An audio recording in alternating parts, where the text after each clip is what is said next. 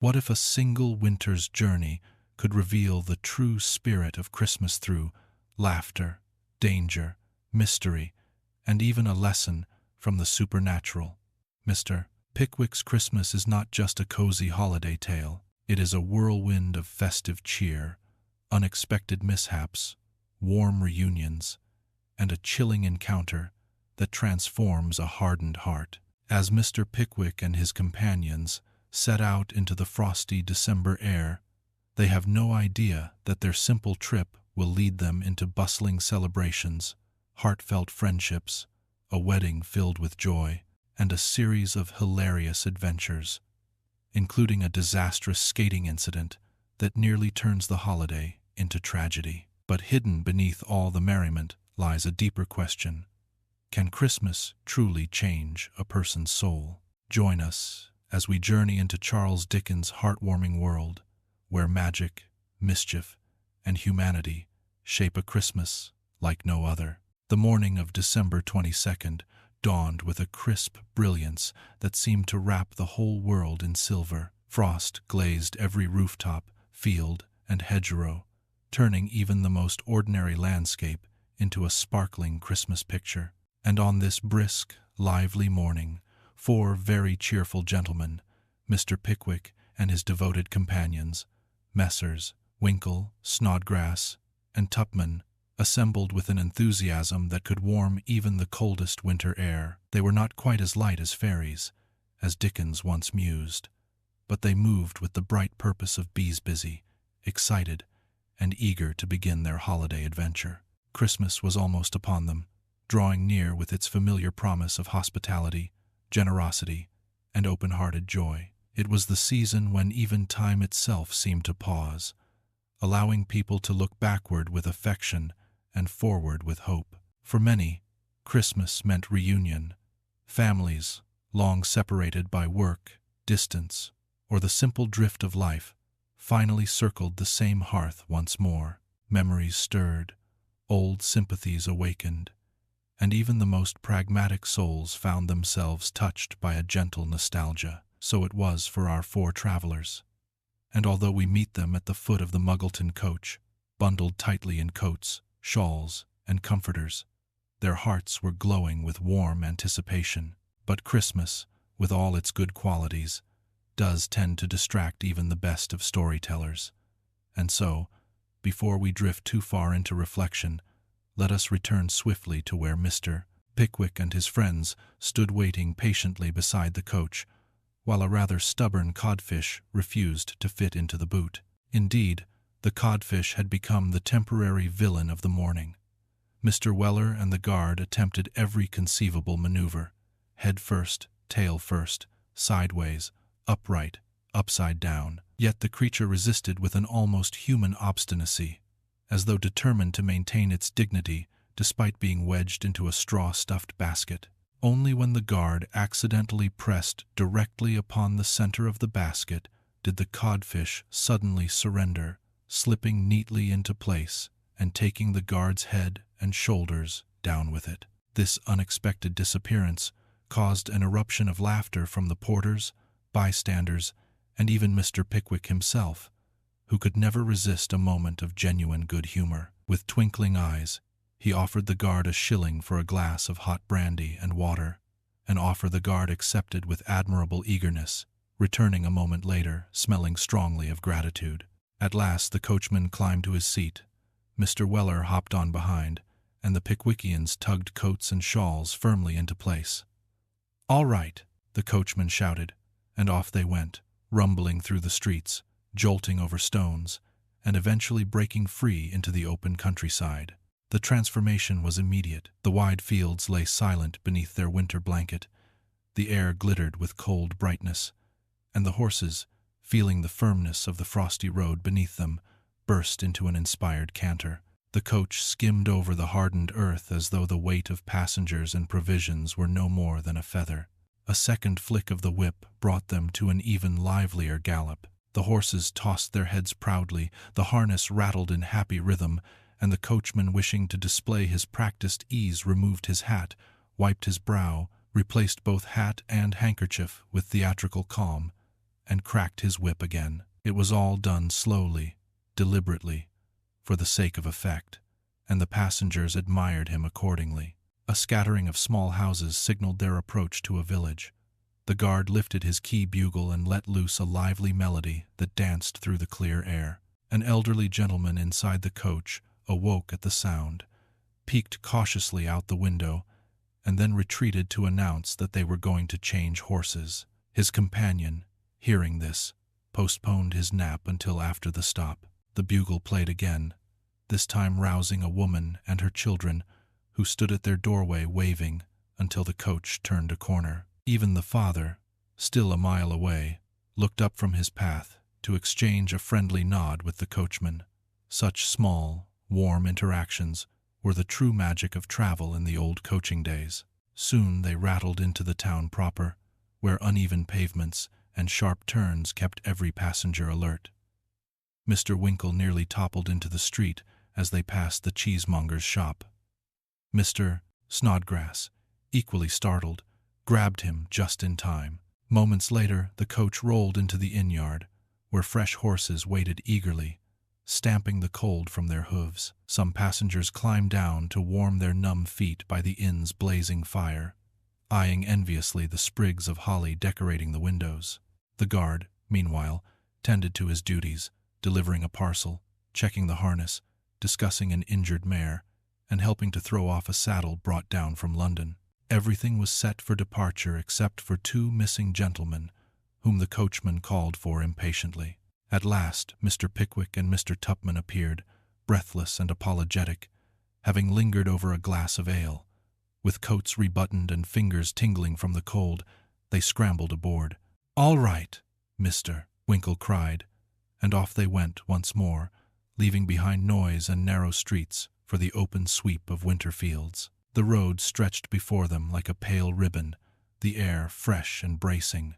The rhythmic motion of the coach, the distant calls of farmers, the soft crunch of frost all, worked together to fill their hearts with that particular kind of joy that only a winter journey can bring. They laughed, talked, and admired the passing scenery, unaware of just how memorable the coming days would be. For this was the beginning of Mr. Pickwick's Christmas, a holiday that would bring weddings, games, mischief, near disasters, warm firesides, and even a supernatural tale capable of softening the hardest soul. But for now, wrapped in shawls and optimism, they pressed onward toward the cheerful welcome awaiting them at Dingley Dell. The winter road stretched before the travelers like a long, pale ribbon, gleaming faintly under the gentle sun of a frosty December afternoon.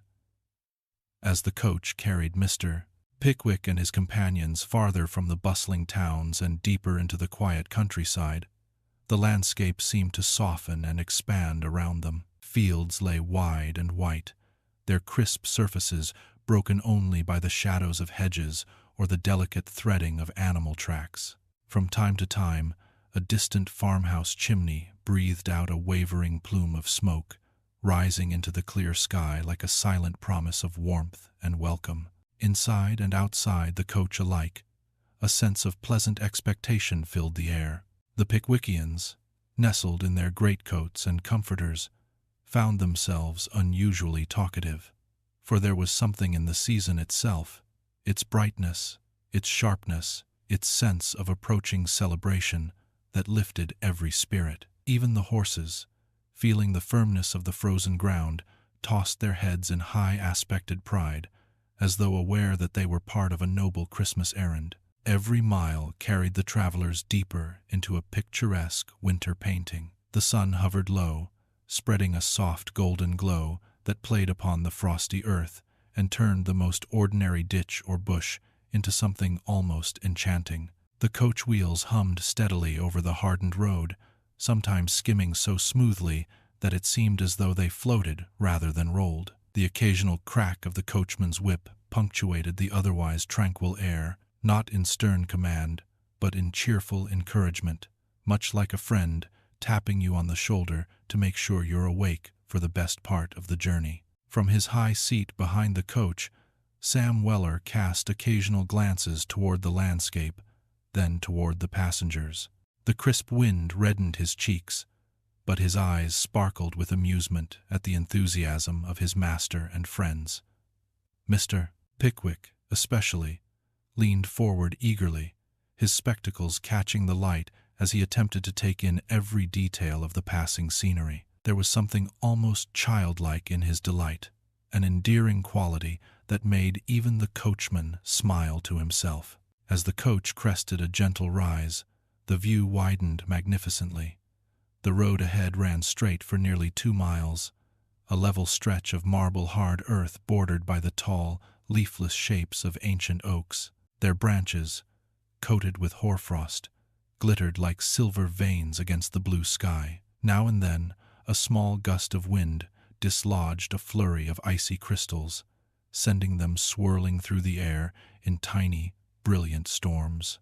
The horses, sensing both the beauty and the freedom of the moment, quickened their pace into a lively gallop. The coachman, whose pride in his profession matched the horses' enthusiasm, took this opportunity to perform one of those gracefully studied gestures that only a seasoned driver could manage. With one hand, he held the reins in perfect control.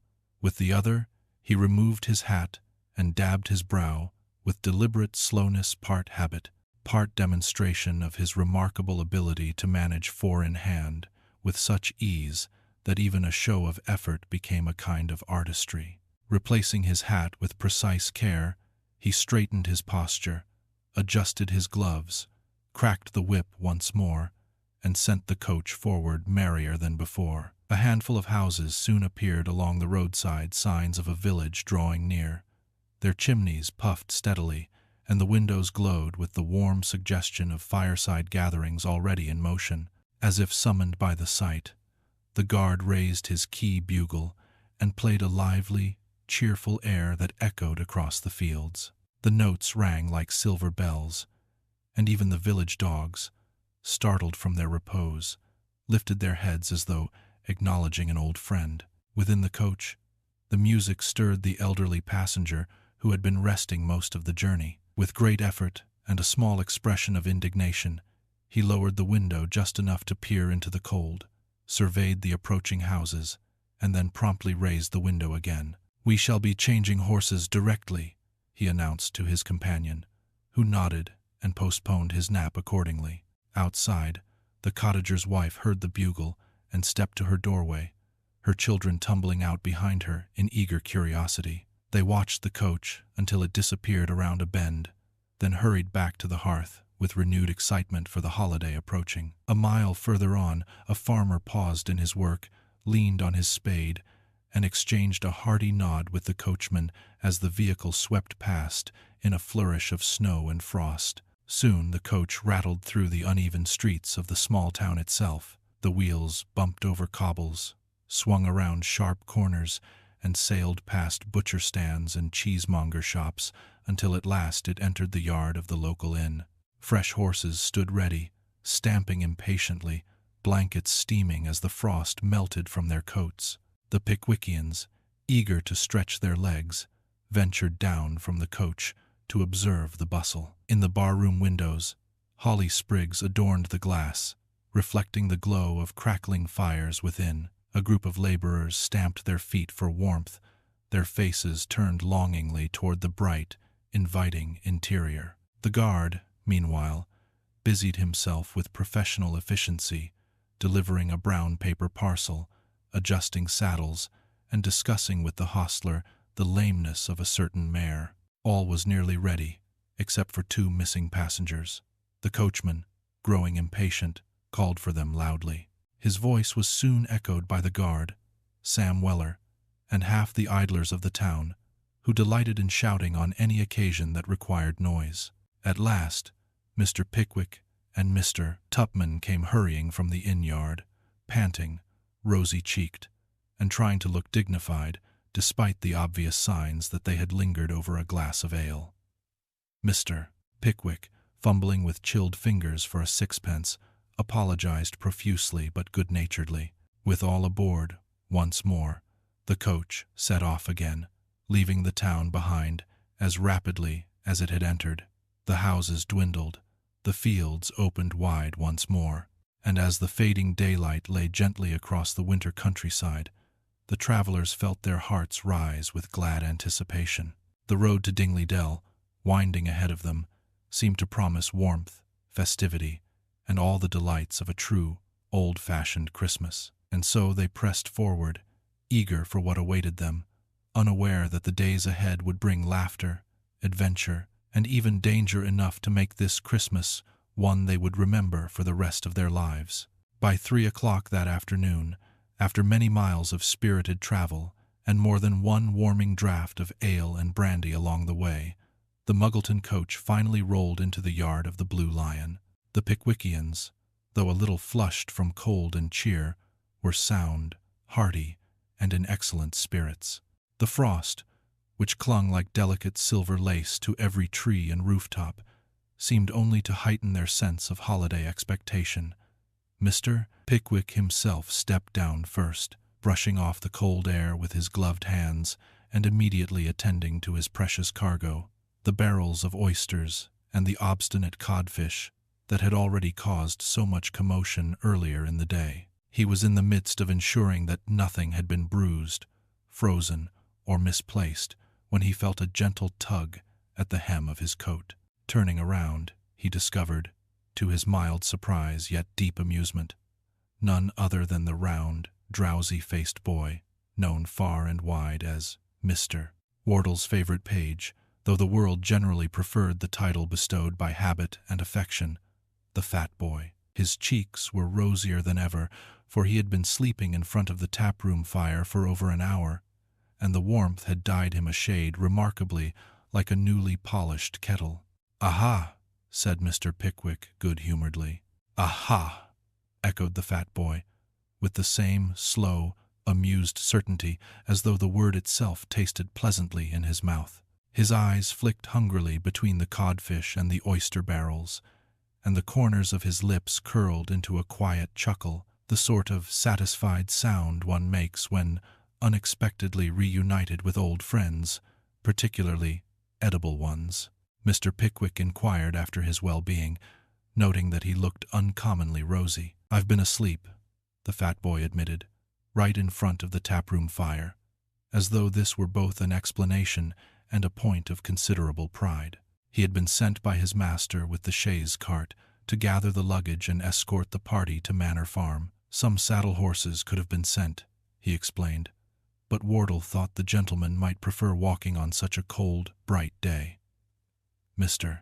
Pickwick, remembering all too vividly the vigorous ride across the same fields during a previous visit, hastily and affirmatively agreed that walking was preferable. Sam Weller was immediately summoned. Generous as always when the task involved lifting someone else's baggage, Sam nodded respectfully and began helping the fat boy load the parcels into the cart. The scene that followed would have amused even the sternest observer. Sam, quick and capable, lifted trunks and carpet-bags with practiced ease, hurrying back and forth with a speed that seemed to bewilder the fat boy, who merely stood with hands in pockets, watching every movement as though observing the construction of some curious machine. "There they are," Sam declared at last, tossing in the final carpet-bag with a flourish. "Yes," the fat boy replied contentedly. "There they are." Sam looked him up and down. "Vell, young 20 stun," he remarked. "You're a nice specimen of a prize boy, you are." "Thankee," the fat boy answered, genuinely flattered. What followed was a brief but exceedingly entertaining exchange, in which Sam attempted to discern whether the boy's heaviness came from melancholy, unrequited affection, or something more mysterious. But the fat boy insisted that nothing troubled him, except perhaps the occasional chill, and even that, he added thoughtfully, could be cured with a little something warm to drink. Sam's grin broadened. "Come this way, then." Within moments, the two were seated at the Blue Lion tap, where the fat boy swallowed a glass of liquor without so much as blinking, an accomplishment that greatly impressed Sam Weller, who promptly matched the feat with one of his own. Thus fortified, the pair climbed into the cart. The fat boy pointed down a lane, murmuring that the road was straight as could be. Then, With the calm comfort of one satisfied with his place in the world, he settled himself beside the codfish, rested his head upon an oyster barrel as though it were the finest goose-down cushion, and fell instantly asleep.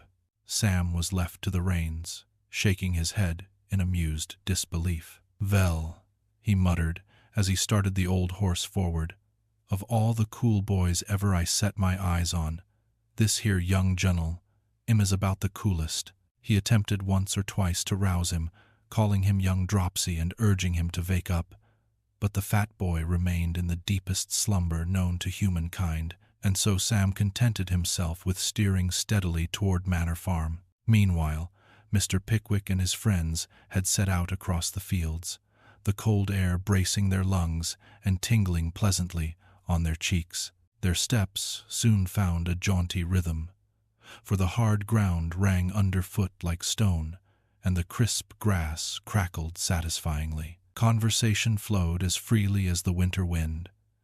They commented on the beauty of the frost-covered trees, the distant calls of farmers, and the peacefulness of the fading afternoon. The twilight slate colored, as Dickens aptly put it, settled slowly, lending an air of mystery and quiet anticipation to their journey. At one particularly open stretch of field, the Pickwickians felt so invigorated that Mr. Pickwick himself might have been convinced to play leapfrog had Mr. Tupman suggested such a thing. But no such invitation was given, and so they continued forward with dignity intact. As they turned into a narrow lane, lively voices suddenly burst upon their ears. Before they had time to wonder who could be approaching, they found themselves in the midst of a cheerful, welcoming party. Old Wardle himself led the chorus of greeting, a hearty hurrah that reverberated joyfully through the frosty air. Beside him stood Bella and her newly devoted Trundle, Emily, and several charming young ladies who had come down for the wedding festivities. They were full of merriment, laughter, and youthful excitement, causing the quiet fields to echo with their bright chatter. Introductions were made quickly, though introductions is hardly the right word, for in the warm rush of the moment, everyone seemed to greet one another as old friends. Mr. Pickwick found himself teasing the young ladies at the stile, pretending not to look, while they insisted they were far too frightened to climb over. Mr.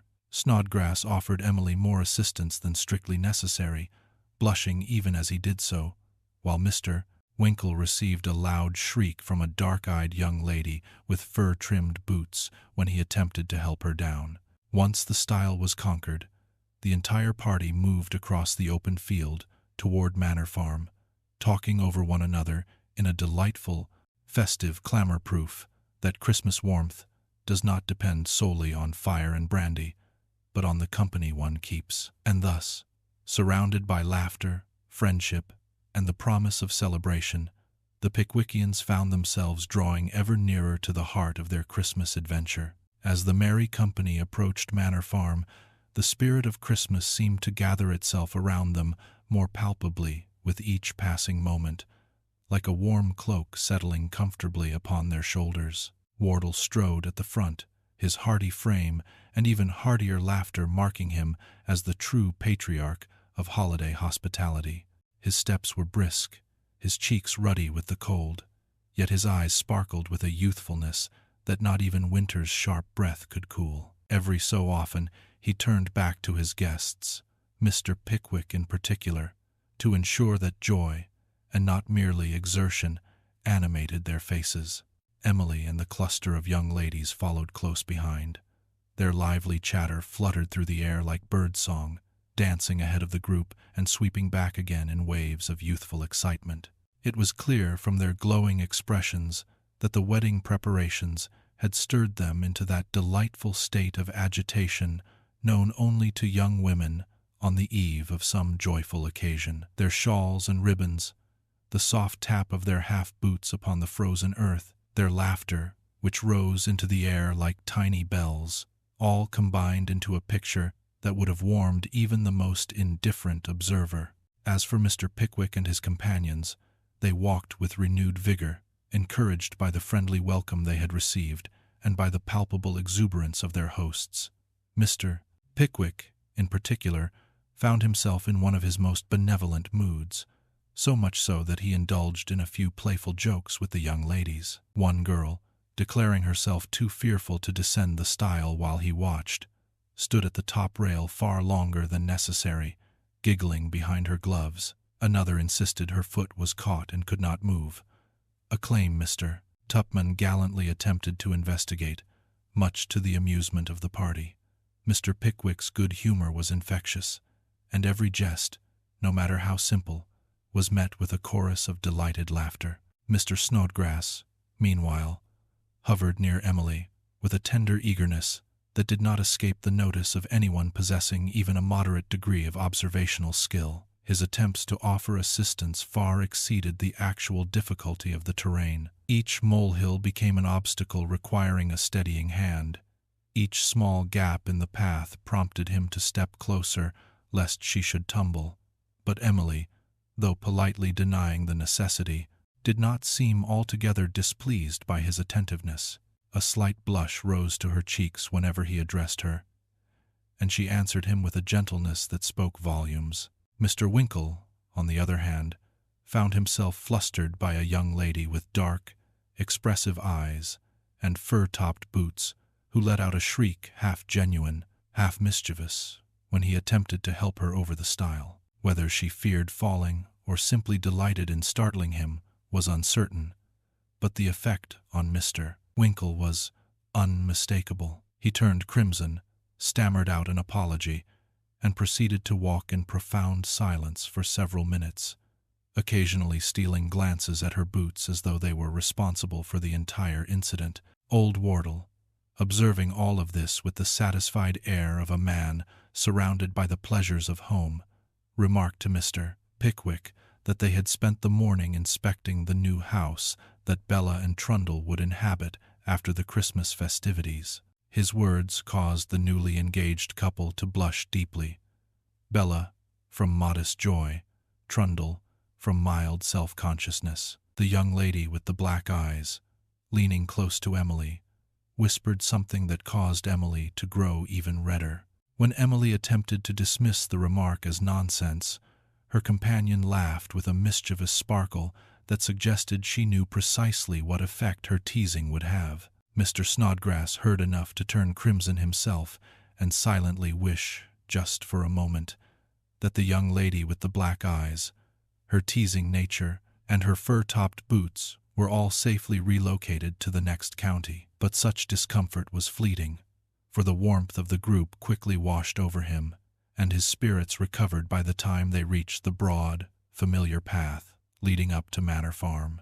The moment the farmhouse came into view, the entire scene shifted into one of almost theatrical welcome. Servants bustled to and fro, preparing for the evening festivities. The windows glowed with firelight, and the great chimneys sent curling streams of smoke into the fading sky. The porch, adorned with sprigs of holly and winter greenery, looked as though it had been waiting specifically for this moment, for this cheerful group to arrive and revive its halls with laughter. Inside, the atmosphere was even more inviting. The entrance hall was warmed by a large fire, its blaze reflecting off polished brass and casting dances of light along the dark paneled walls. The great wooden figure of Bonaparte, which stood in the passage, appeared almost to shift his posture in admiration as Emma Wardle's pretty servant bestowed upon Mr. Tupman a half-demure, half-daring smile. The effect upon Mr. Tupman was immediate. His heart thumped with such force that one might have believed it announced its presence to the entire room. But the true heart of the household resided in the front parlor, where Wardle's mother sat in her customary armchair. Age had made her somewhat hard of hearing and had given her a temperament that occasionally interpreted the freedom of others as a personal affront. She had not gone out that day, and as a result she wore a faint air of being slighted by the world at large. Still, beneath her dignified exterior, her heart remained warm and deeply affectionate. When Mr. Pickwick approached her with the gentle courtesy that characterized him, she initially tried to maintain her stern demeanor. She smoothed the silk folds of her lavender gown with stiff dignity and insisted she ought not trouble anyone, least of all Mr. Pickwick.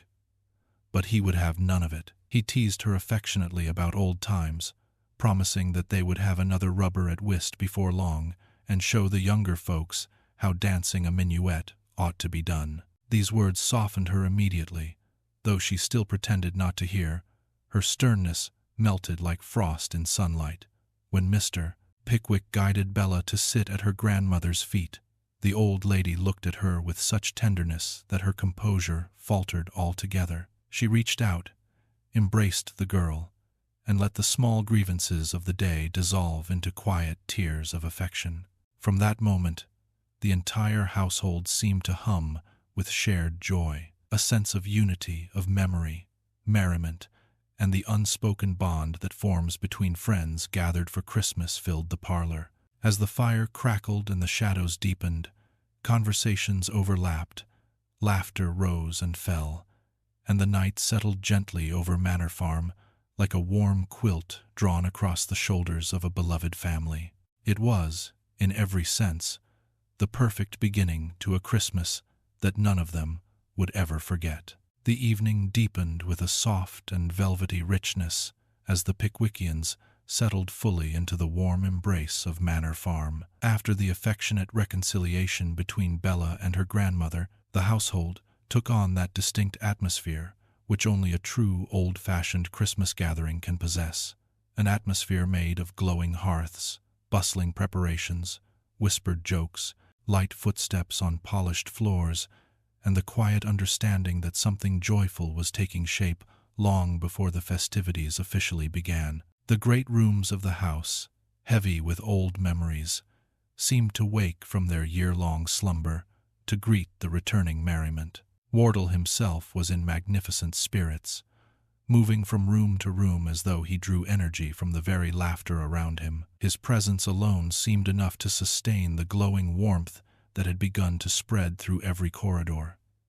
The servants caught the contagion of cheerfulness, grinning broadly whenever they passed one another. Even the old portraits on the walls, grim-faced gentlemen and lace-ruffed ladies, appeared less severe beneath the lively crackling of the fires, as though the Christmas cheer softened their centuries-old expressions. Mr. Pickwick, refreshed from the journey and touched by the kindness of the household, found himself in a remarkably gentle and contemplative mood. He walked with his hands clasped behind him, admiring each detail of the room. The holly arranged with careful precision upon the mantel, the gleam of brass candlesticks polished to brilliance, the evergreen garlands draped patiently along the banisters. Every object, no matter how humble, seemed to contribute in some way to the overall promise of celebration. The younger members of the gathering, however, had no inclination toward quiet reflection. Emily and her companions, full of anticipation for the next day's wedding, clustered near the fire like a bouquet of bright ribbons. Their voices rose in overlapping waves of excitement, discussions of dresses, secret whispers about shy glances exchanged earlier, speculation about the wedding breakfast, and many earnest assurances that they would sleep early, even though they all knew sleep would be impossible in such a state of delicious agitation. Mr. Snodgrass lingered at a polite distance, clearly reluctant to intrude, yet visibly drawn to Emily. He pretended to study a painting on the wall, then drifted nearer without quite intending to, only to retreat again when Emily glanced his way with a smile. Mr. Tupman had found himself a seat near Emma, who continued to cast him those half-demure, half-mischievous looks that had so thoroughly unbalanced him upon his arrival. And Mr. Winkle, having survived his earlier embarrassment with the dark-eyed young lady, now stood stiffly by the door, uncertain whether he should approach her again or stay at a cautious and respectable distance. The old lady, now fully recovered from her earlier bout of sternness, presided over the room with matronly dignity. The lavender silk of her dress shimmered in the firelight, and every so often she raised her head as though preparing to deliver a wise remark about the differences between young people now and in her own youth. Yet as she observed Bella's radiant face and the affectionate glances between the bride and Trundle, her eyes softened with fond remembrance. though she made no mention of it. The joy in the room stirred in her a tapestry of old feelings, the memory of her own wedding day, the sound of her mother's voice, the rustle of fans, and the solemn tones of the church bells. It was in this warm blend of past and present that the evening games began. There was something irresistibly timeless about the way laughter and movement filled the room, as if these celebrations had taken place in the same fashion for centuries. A deck of cards appeared, and soon Mr. Pickwick found himself seated opposite the old lady for their customary rubber at whist. They played with intense solemnity, pausing occasionally to exchange gentle jests filled with affectionate respect. Mr. Pickwick's round spectacles flashed in the firelight every time he leaned forward to study the cards, while the old lady's hands, though trembling slightly with age, moved with careful precision. Around them, the raucous mirth of the round table grew louder and more animated. The younger gentlemen challenged one another to feats of memory, dexterity, and the occasional harmless trick that involved a great deal of commotion and very little actual skill. Each time someone laughed too loudly or knocked over a small object in their enthusiasm, the room erupted in cheerful uproar. The crackling of the large fireplace added its own rhythm to the night, like an approving old friend keeping time with the joyful racket. As the hours passed, the cheerful din began to mellow into a calmer, more intimate atmosphere. The candles burned low, casting mellow shadows across the walls.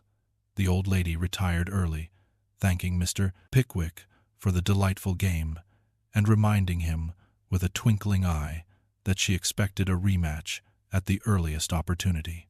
Bella and Trundle withdrew soon after, she glowing with modest delight, he scarcely able to conceal his pride in the day that awaited them. As midnight approached, the party grew quieter still. The young ladies drifted upstairs in twos and threes, whispering excitedly about the wedding morning and exchanging good-night embraces in the hallway. The young men lingered a while longer, speaking in softened voices so as not to disturb the sleeping guests. Sam Weller, having earlier found himself extraordinarily popular among the servants, returned with a handful of new jokes, leaving the kitchen in a state of roaring admiration.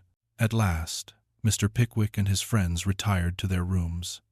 As he lay in the comfortable warmth of his bed, Mr. Pickwick listened to the faint echoes of distant laughter fading into silence. There was something profoundly comforting in the way the house settled around him, the old timbers creaking softly, the wind sighing gently at the windows, the lingering warmth of the fire drifting under his door. He thought of the journey that had brought him here, of the friendly faces that had welcomed him, and of the joyous day that tomorrow would bring. Sleep came gently, accompanied by pleasant dreams, visions of feasting tables, dancing fires, snowflakes swirling outside bright windows, and the warmth of united hearts celebrating the season together. The night held him in its peaceful embrace, and the promise of Christmas shone faintly even through his dreams, an enduring reminder that joy, friendship, and the simple pleasures of good company remain the truest gifts winter has to offer. Morning arrived at Manor Farm with a brightness that felt almost ceremonial, as though the sun itself had risen early in honor of the wedding day. A soft glow slipped between the curtains, spreading across the quiet rooms and rousing the house from its slumber. Even the old timbers seemed to awaken creak by creak, gently reminding everyone within that this was not an ordinary morning but one filled with joyful anticipation. Mr. Pickwick stirred first among his friends, awakened by a bustling, energetic sound that drifted through the halls in a chorus of footsteps, whispers, and clattering basins. At first, the good gentleman sat up in mild alarm, imagining quite sincerely that some great crisis had occurred. But as he listened more attentively, recognizing the curious blend of excitement and barely contained laughter, he suddenly remembered where he was, and more importantly, what day it was. The wedding. The very thought warmed him instantly. He rose with deliberate care, determined to present himself properly for the occasion. The hallways outside were alive with movement. Flushed servant girls hurried past one another, carrying bowls of warm water, ribbons, and mysterious little parcels wrapped in brown paper. Their new pink muslin gowns swished briskly as they darted from room to room, some giggling breathlessly, others calling out for needles, thread, or assistance with hairpins. It was impossible to take 3 steps without hearing someone exclaim, "Oh, do help me tie this," or "Where has that girl gone with the lavender ribbons?" The entire house felt slightly overrun with excitement, but in the most delightful way. Even the elderly housemaids, generally composed and unwavering, could be seen adjusting their caps in front of reflective surfaces, wishing aloud that they had taken out their best shawls after all. Downstairs, the kitchen was a scene of organized chaos. Pans clattered, kettles hissed, ovens glowed, and the unmistakable scent of baking bread and simmering spices filled the air with promising warmth. Sam Weller, utterly in his element, had already made himself a favorite among the farmhands. He stood outside at one moment, encouraging a group of boys to cheer loudly in honor of the bride. The next moment, he was inside recounting an amusing tale that left even the sternest scullery maid pressing a hand to her lips to stifle laughter. In the midst of all this agitation, the old lady made her grand appearance. She had dressed in a magnificent brocaded gown that had not seen daylight for nearly 20 years. It shimmered faintly with each step she took, carrying with it a whisper of former festivities. She walked with great dignity, her back straight, one hand resting lightly on a polished cane, yet there was a glimmer of pride in her eyes. She knew the gown looked splendid, and she was not above enjoying the admiration it drew from the younger women, who whispered to one another about its antique beauty. Mr. Trundle, the groom-to-be, looked both delighted and unnerved. His fine attire, though quite suitable, seemed to trouble him.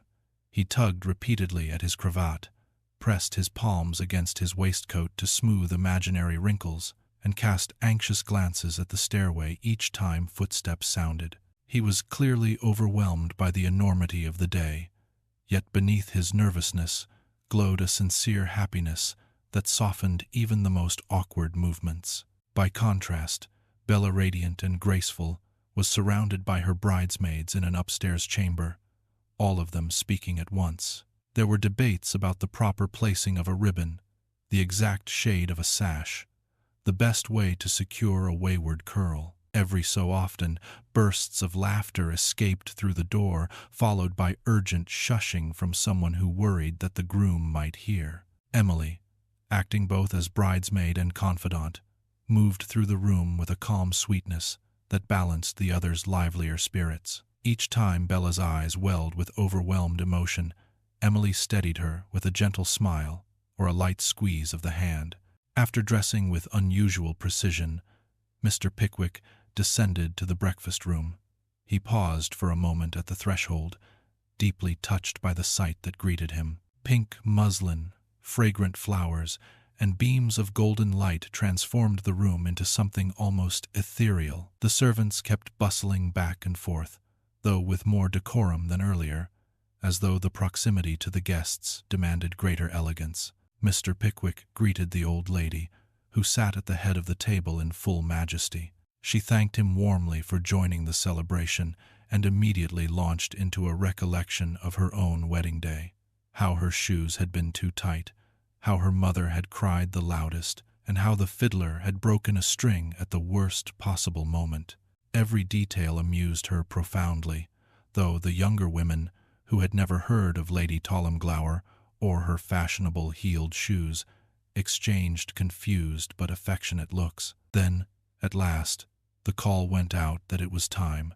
Coaches were readied, coats were fetched, and the procession to the parish church began. Snow still lay upon the ground in soft patches, glowing faintly beneath the pale winter sun. The old church stood at the top of a modest rise, its stone walls dusted in frost, its bell tower stretching proudly above the village like a guardian of countless family histories.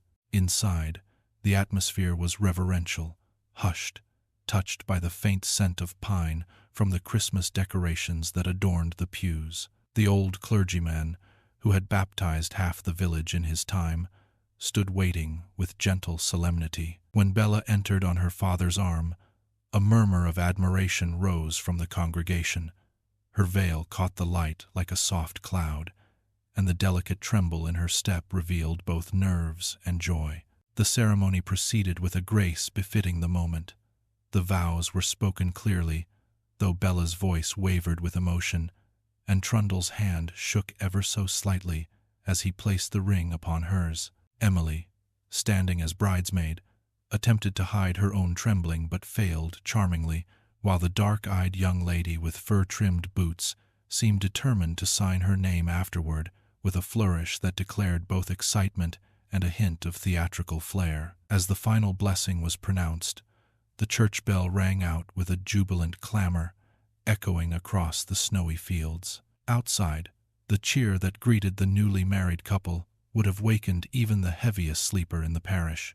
There were congratulations, embraces, exclamations of delight, and, of course, Mr. Pickwick's earnest and heartfelt salute to the bride, a gesture so generous and warm that it left her with glistening eyes. And so the wedding party, radiant beneath the winter sky, made its way back toward Manor Farm, toward feasting, dancing, games, and the continuation of a Christmas celebration that was already proving unforgettable. The church bells had scarcely ceased ringing when the returning wedding party entered Manor Farm amid a flurry of cheers, frosted breath, and bright winter sunlight. The guests, flushed from both the cold and the joy of the ceremony, streamed into the house like a lively current sweeping through the warm parlor, down the hall, and into the cozy dining room. Servants hurried about with plates and trays, their faces glowing with the excitement of the great occasion. Every corner of the house seemed infused with a festive charm, as though Christmas itself had slipped quietly inside and settled comfortably among the guests. Mr. Pickwick, having escorted the bride with all the courtesy of a devoted family friend, now turned his attention to assisting the old lady into her usual armchair beside the great fireplace. The flicker of flames warmed her brocaded dress, setting the gold threads shimmering like ripples of light. She declared that she had never seen a prettier wedding, though she added quite firmly that weddings in her day were conducted with a dignity, solemnity, and good sense not always observed in modern times. Yet even as she claimed this, her smile gave her away. It was clear she had enjoyed every moment. Meanwhile, Sam Weller had stationed himself near the long table where mince pies and Christmas dishes were being arranged with strategic care. His instructions to the fat boy, who had regained consciousness after having fallen asleep in a remote corner with a half-devoured pie in hand, were imparted with great seriousness. "Stick a bit o' Christmas in 'em," Sam directed, gesturing toward the mince pies as though personally responsible for the holiday spirit infused in each pastry. The fat boy nodded vigorously, though his eyes betrayed a fixed fascination with the food he was expected to help arrange rather than consume. When Mr. Pickwick raised his glass in honor of the happy occasion, Wardle answered him with a magnificent cheer, and the sound echoed from wall to wall. The toasts began in earnest then, those heartfelt moments in a celebration when joyful noise gives way to warm reflection. The old lady lifted her glass with stately pride and drank to Mr. Pickwick's long life, immediately launching into a detailed recollection of her own wedding attire and the intricate fashions of her youth. Though the young ladies had no idea who Lady Tullamglower was or why her shoes had caused such scandal, they laughed earnestly, delighted by the old lady's enthusiasm. The cake was then cut, its sweet aroma filling the room, and the traditional ring concealed within it was discovered by one of the bridesmaids, prompting shrieks of lively teasing from the others. Pieces were carefully wrapped and saved to be placed under pillows in hopes of prophetic dreams of future husbands. The embarrassment, blushes, and conspiratorial whispers that followed created a scene of pure, youthful delight. Other guests added their own toasts. Mr. Miller, the solemn gentleman with an air of practicality, raised his glass with impressive seriousness. The old clergyman and his cheerful wife expressed warm wishes, even two rather distant relations, who had consumed more than their share of the feast, called out from the far end of the table, insisting upon joining in with great enthusiasm. Mr. Pickwick welcomed each contribution with shining eyes, deeply moved by the harmony of spirit that filled the room. Eventually, the moment arrived for Mr. Pickwick himself to speak. Rising from his seat, he looked around at the assembled company with a tenderness that came straight from his generous heart. He began not with ladies and gentlemen, but with my friends, a choice that immediately brought a wave of affectionate applause from the ladies and nods of agreement from the gentlemen. His words flowed with warmth, praising the bride and groom, celebrating their goodness, and wishing them a future filled with every joy their hearts could desire. When he expressed his fond wish that he were young enough to be Bella's sister's husband, the room erupted in good-natured laughter, interrupted only by the fat boy's sudden burst of loud, heartfelt sobbing, which Sam Weller promptly handled by shuffling him out by the collar. Cheers followed the speech, growing louder until even the rafters seemed to tremble with delight. Wardle next rose to propose Mr. Pickwick's health. Mr. Pickwick returned the courtesy with a toast to the old lady. Mr. Snodgrass toasted Wardle, and the compliment was returned in full. The poor relations, growing steadily more spirited by the minute, insisted upon proposing Mr. Tupman and Mr. Winkle, and were met with hearty laughter and clapping before disappearing mysteriously under the table shortly afterward, quite unable to rise again. As the afternoon wore on, the group dispersed briefly. The male guests, taking Wardle's recommendation very seriously, embarked on a vigorous 25-mile walk to clear their heads of the substantial breakfast and the no less substantial toasts. The poor relations elected instead to sleep off their enthusiasm in bed, a choice that unfortunately did not yield the restorative effects they had hoped for. Upon their return, glowing from exertion and the crisp outdoor air, the guests assembled again for dinner. The atmosphere was as hearty and cheerful as the morning feast, though without the sentimental tears. Sam Weller regaled the servants with a fresh collection of anecdotes, keeping them in perpetual merriment, while the fat boy divided his time between eating and sleeping, alternating with the regularity of a well-regulated clock. Dinner flowed naturally into dessert, dessert into toasts, and toasts into tea and coffee. The house glowed with warmth and joy. Every room felt alive with good company, good food, and the unmistakable spirit of Christmas. When at last the tables were cleared and the plates removed, Wardle clapped his hands together and declared that it was time for the great Christmas ball. The best sitting room had been transformed into a vision of old English hospitality.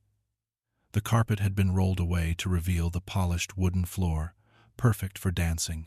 Massive silver candlesticks stood proudly on their brackets, their branches glowing with tall candles that cast rich light upon the dark paneled walls. At the far end of the room, beneath a cheerful bower of holly and evergreens, sat two fiddlers and the only harp in all Muggleton, readying their instruments for the lively evening ahead. The fire blazed brilliantly in the great chimney, flickering and snapping as though impatient for the festivities to begin.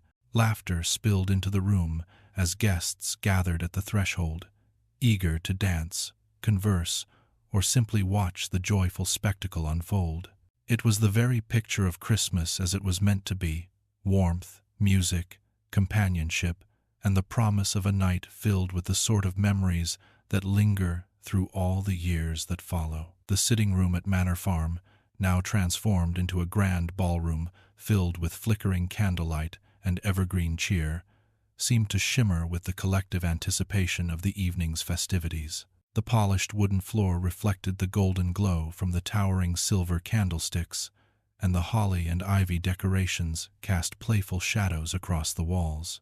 Everything about the room suggested a place suspended between tradition and celebration, where old customs lived again in the joyous present. The two fiddlers and the harpist at the far end, ensconced in their leafy bower, had begun tuning their instruments, each note dancing lightly through the air, like a promise of merriment yet to come.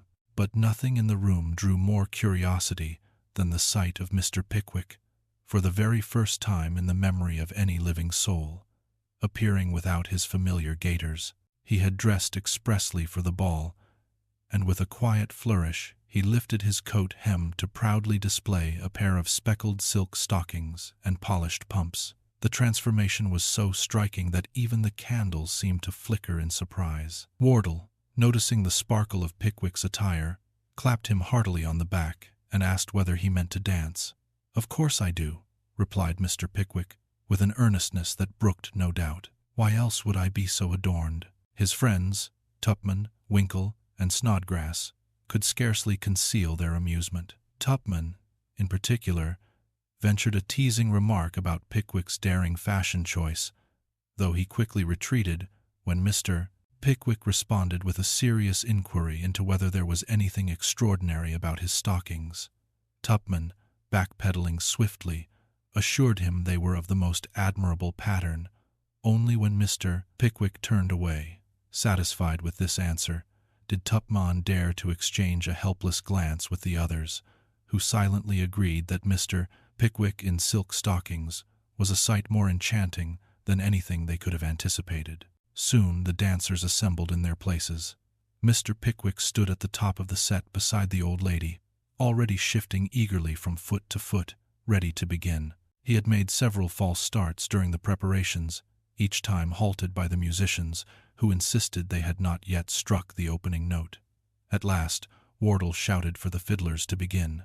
The first sweet notes burst forth, and Mr. Pickwick launched into the dance with a zeal that seemed to propel him half across the room in an instant, hands across, down the middle, turning, stepping, smiling all the while, with the delight of a man rediscovering youth through sheer joy. But no sooner had the dance begun its first sequence than a cry of "Stop! Stop!" rang out. The fiddlers faltered, the harp strings fell silent, and Mr.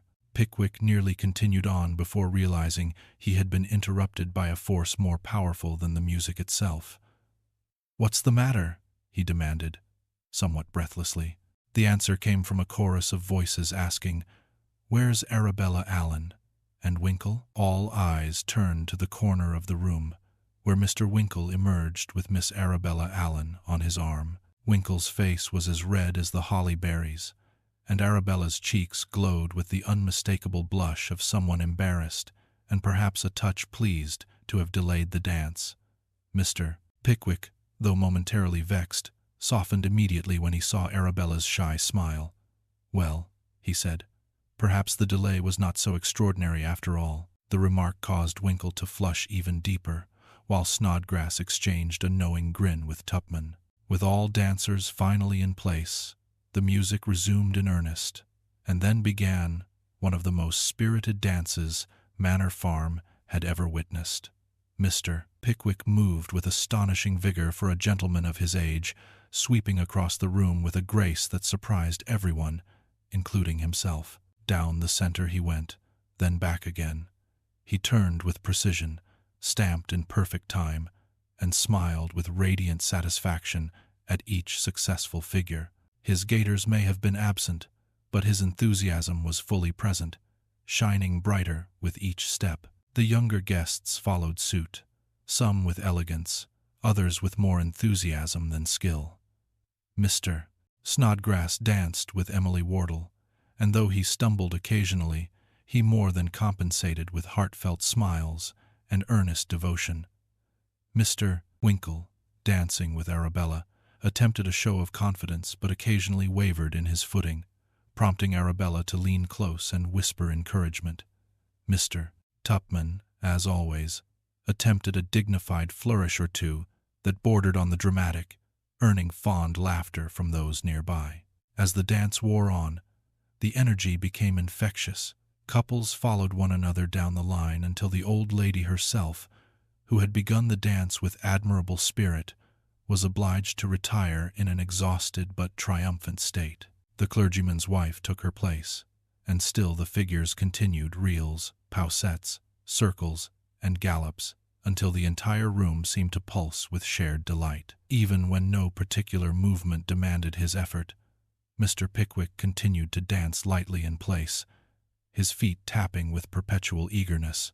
He smiled at his partner, whomever that happened to be at the moment, with a kindness and animation that brought warmth to all who looked upon him.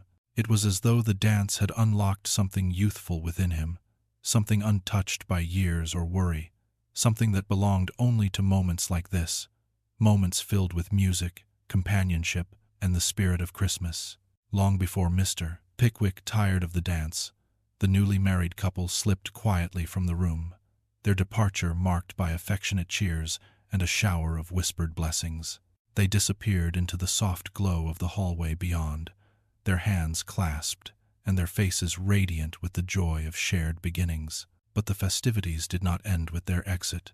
The ballroom continued to vibrate with laughter and celebration, and when the final notes of the music faded, a glorious supper awaited downstairs. The aroma of roasted meats, spiced puddings, and warm currant bread filled the air, and a great, steaming bowl of wassail, a cheerful, fragrant brew, sat in pride of place upon the table, promising warmth and comfort to all. The company gathered once more, their faces flushed with dancing and their voices bright with merriment.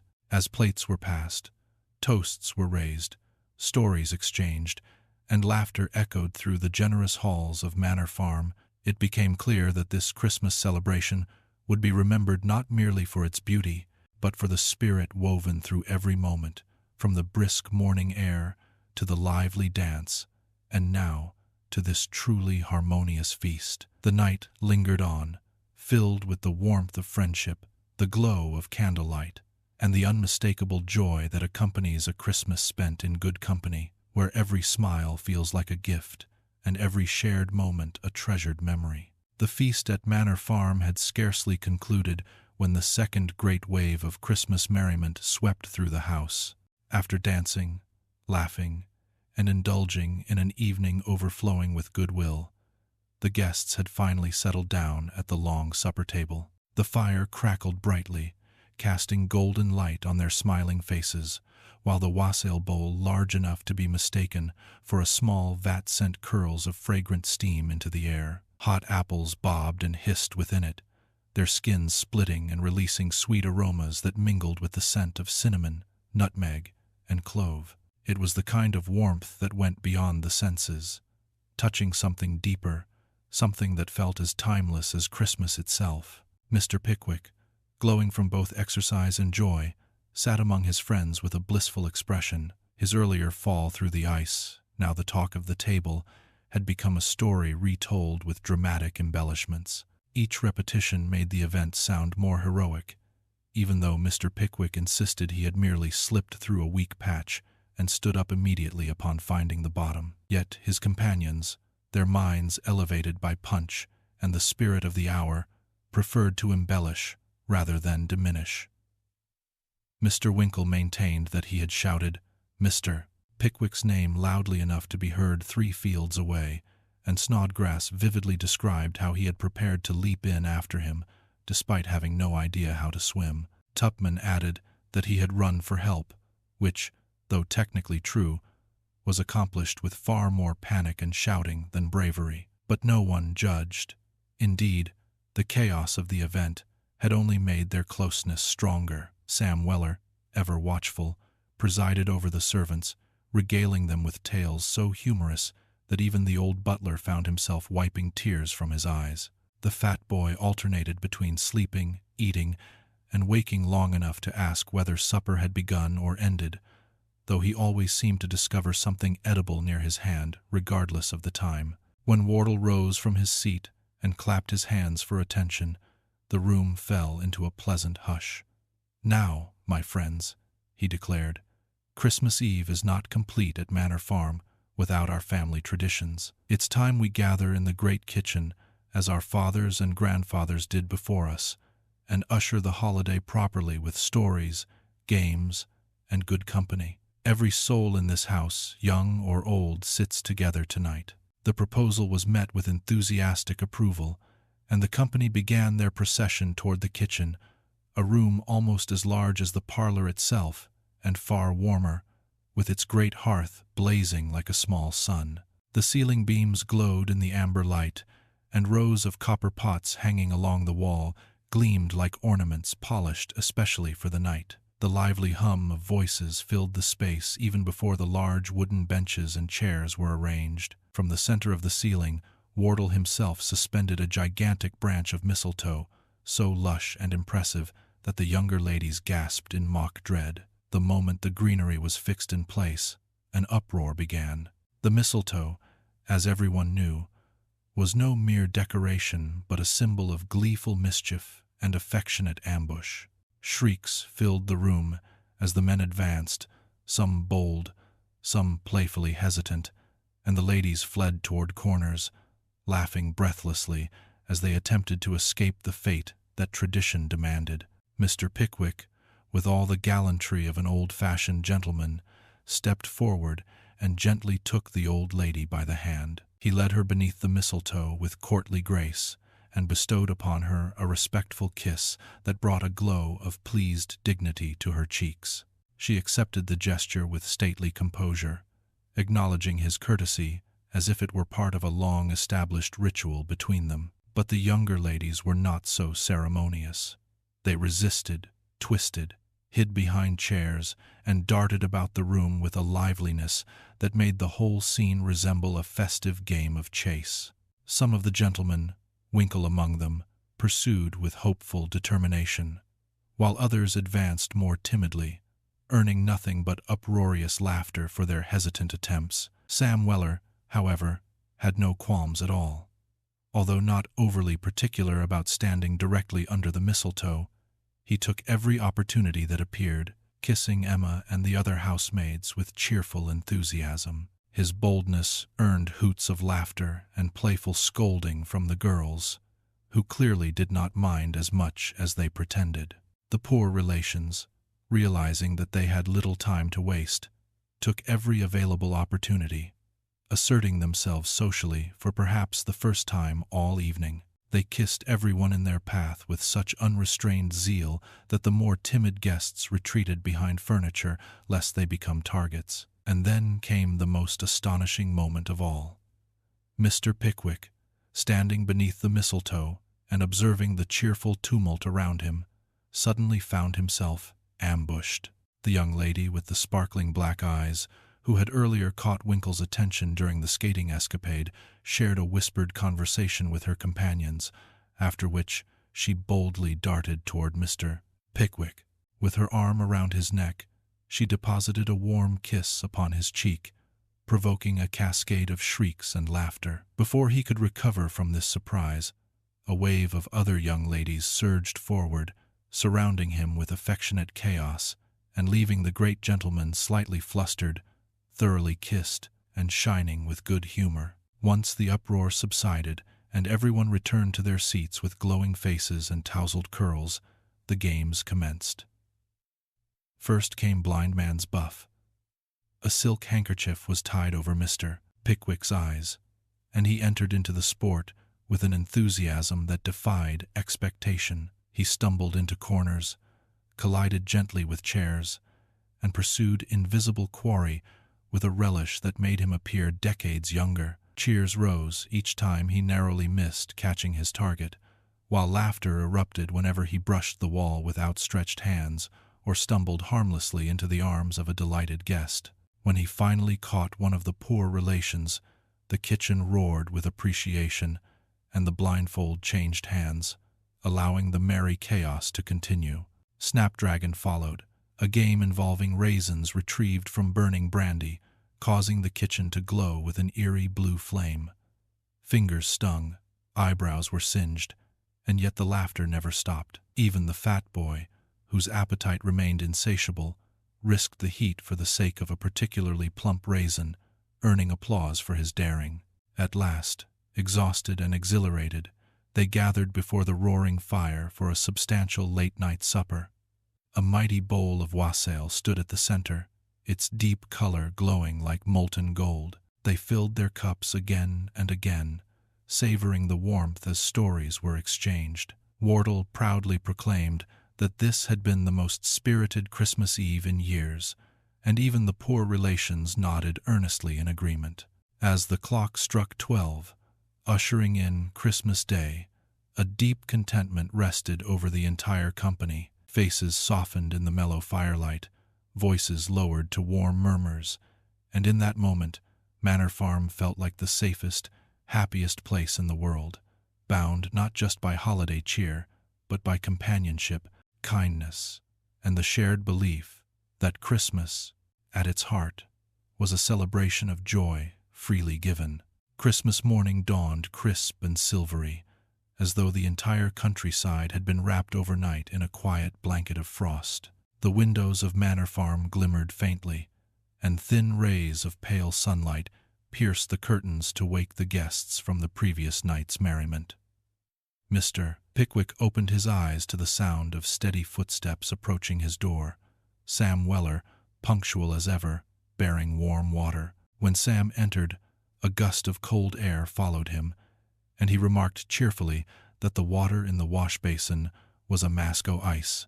"Sir, such severe weather," he added, "was fine for them, as is well wropped up," as the polar bear said when practicing his skating.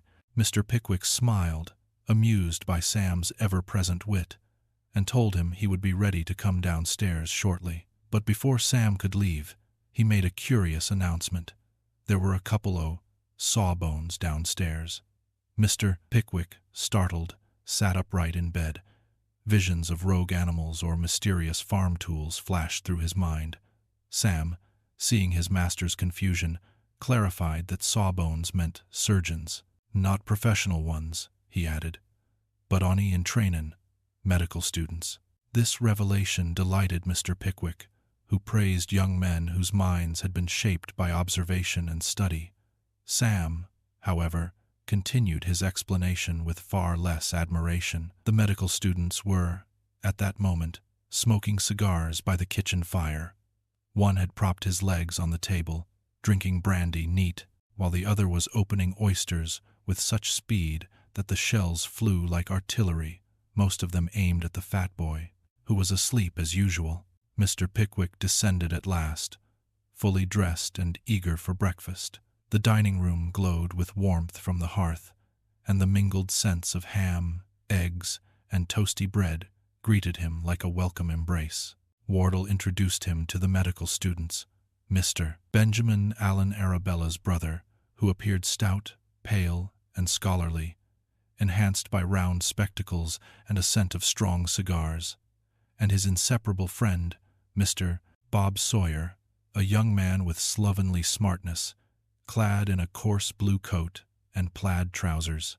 Bob Sawyer seemed the kind who whistled loudly in the street, called waiters by their first names, and enjoyed the slightly chaotic lifestyle typical of students tasting independence for the first time. Both young men devoured their breakfast with hearty appetite, speaking of brandy, pork chops, and cigars with the fond remembrance of men who had spent the previous night celebrating their own way.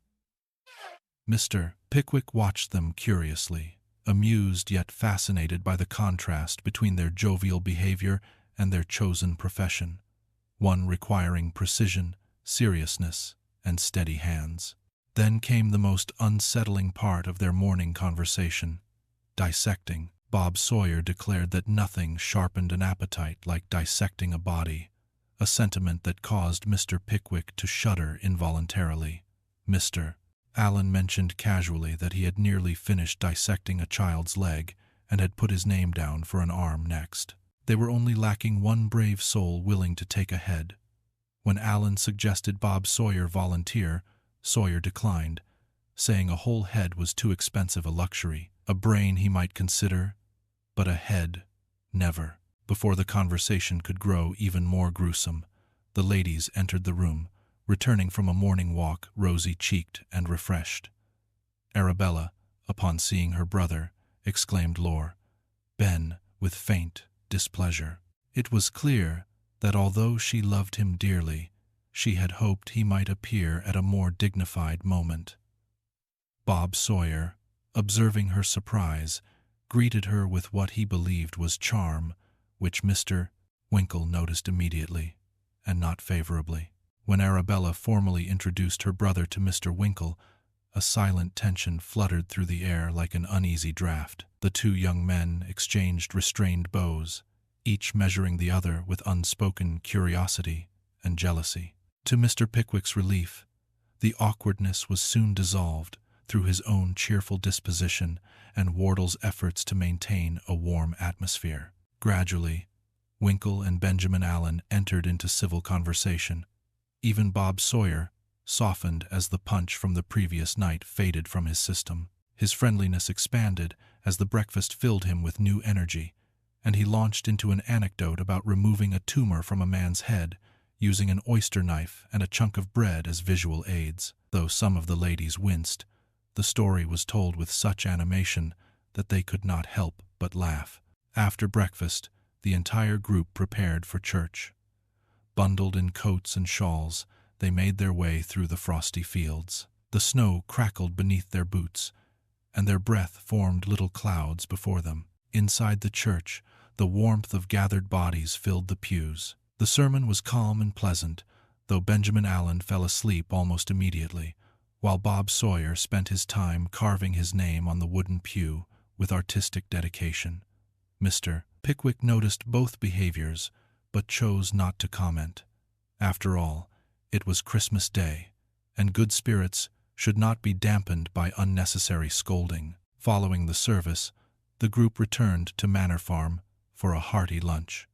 The combination of strong beer and cherry brandy revived the men, who were still somewhat fatigued from the previous night's revelry. As they finished their meal, Wardle clapped his hands and enthusiastically proposed a visit to the ice for skating. This suggestion received immediate approval from both medical students, who declared it prime, though the enthusiasm waned slightly when Wardle asked Winkle if he skated. Winkle, caught off guard, hesitated, and turned pale. Yes, he managed, though his voice trembled. Encouraged by Arabella's delighted declaration that skating was graceful and elegant, he admitted that he had no skates. This problem was quickly resolved when Trundle announced that extra pairs were available in the house. Winkle's expression shifted from dread to horror, masked poorly as excitement. The company marched toward a large sheet of ice not far from the house. The fat boy and Sam Weller swept away fresh snow with remarkable vigor, creating a smooth and gleaming surface. Bob Sawyer fastened his skates with expert speed and began showing off immediately, tracing elaborate patterns and performing flourishes that made the ladies applaud with theatrical enthusiasm. Wardle and Benjamin Allen joined him, forming a trio of lively skaters whose synchronized movements looked like a dance on ice. Meanwhile, Winkle struggled valiantly and unsuccessfully with his skates, needing help from both Snodgrass and Sam Weller. He forced a gimlet into one shoe, then fastened a strap backwards, then attempted to stand only to find himself sinking and wobbling like a newborn foal. Sam, observing all this, made no effort to hide his amusement. At long last the skates were secured, and Winkle stood trembling, ready to step onto the ice. What followed would soon become one of the most unforgettable and unintentionally hilarious moments of the day. A story replayed in the memories of all present and destined to bring laughter for many Christmases to come.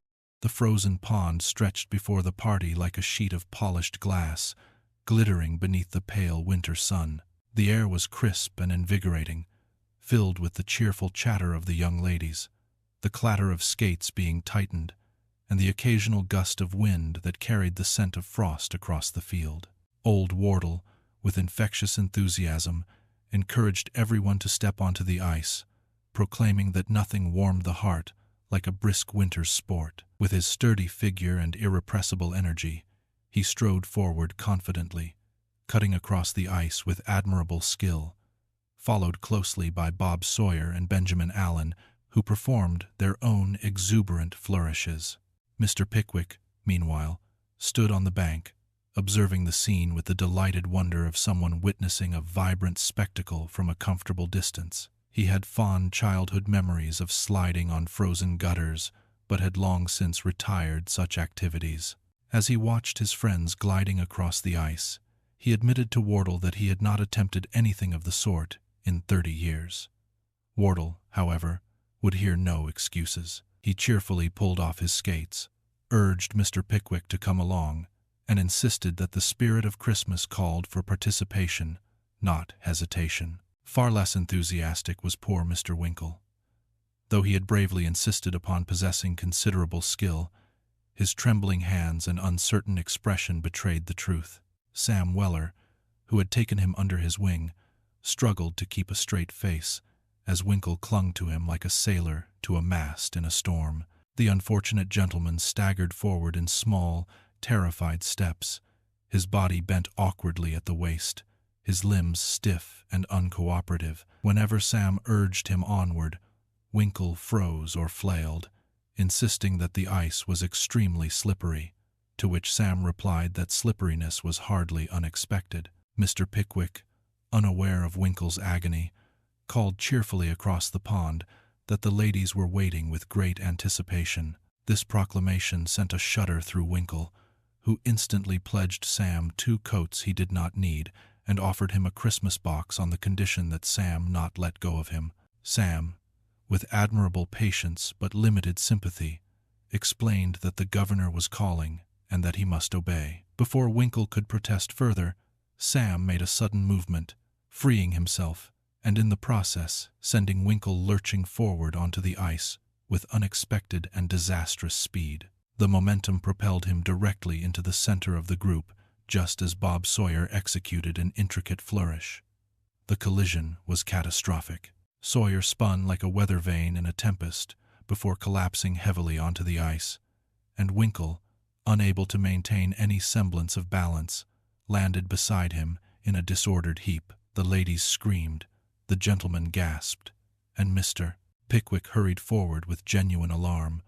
Bob Sawyer, bruised but intact, managed to rise. Winkle, however, remained seated, rubbing his back with a strained smile that did little to hide his anguish. Benjamin Allen rushed over with professional eagerness and immediately offered to bleed Winkle, claiming it would relieve the pain. Winkle, terrified by the prospect, refused with increasing urgency. Allen insisted that the procedure was entirely beneficial. Winkle declined again with equal fervor. Sam Weller, meanwhile, retrieved tools to unfasten Winkle's skates at Mr. Pickwick's stern command. Mr. Pickwick approached Winkle then, fixing him with a look of profound disappointment and uttering the now legendary declaration, "You're a humbug, sir, an impostor." With these words, he turned away, leaving Winkle mortified and speechless.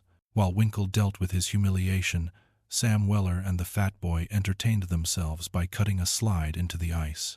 Sam, deft and spirited, demonstrated a magnificent feat known as knocking at the cobbler's door, gliding on one foot while tapping the ice rhythmically with the other. The fat boy followed after Sam with far less grace but considerable enthusiasm, sliding along the ice in short bursts that ended in wobbling stops, sometimes accompanied by sleepy giggles. Watching the sliding, Mr. Pickwick struggled between dignity and desire.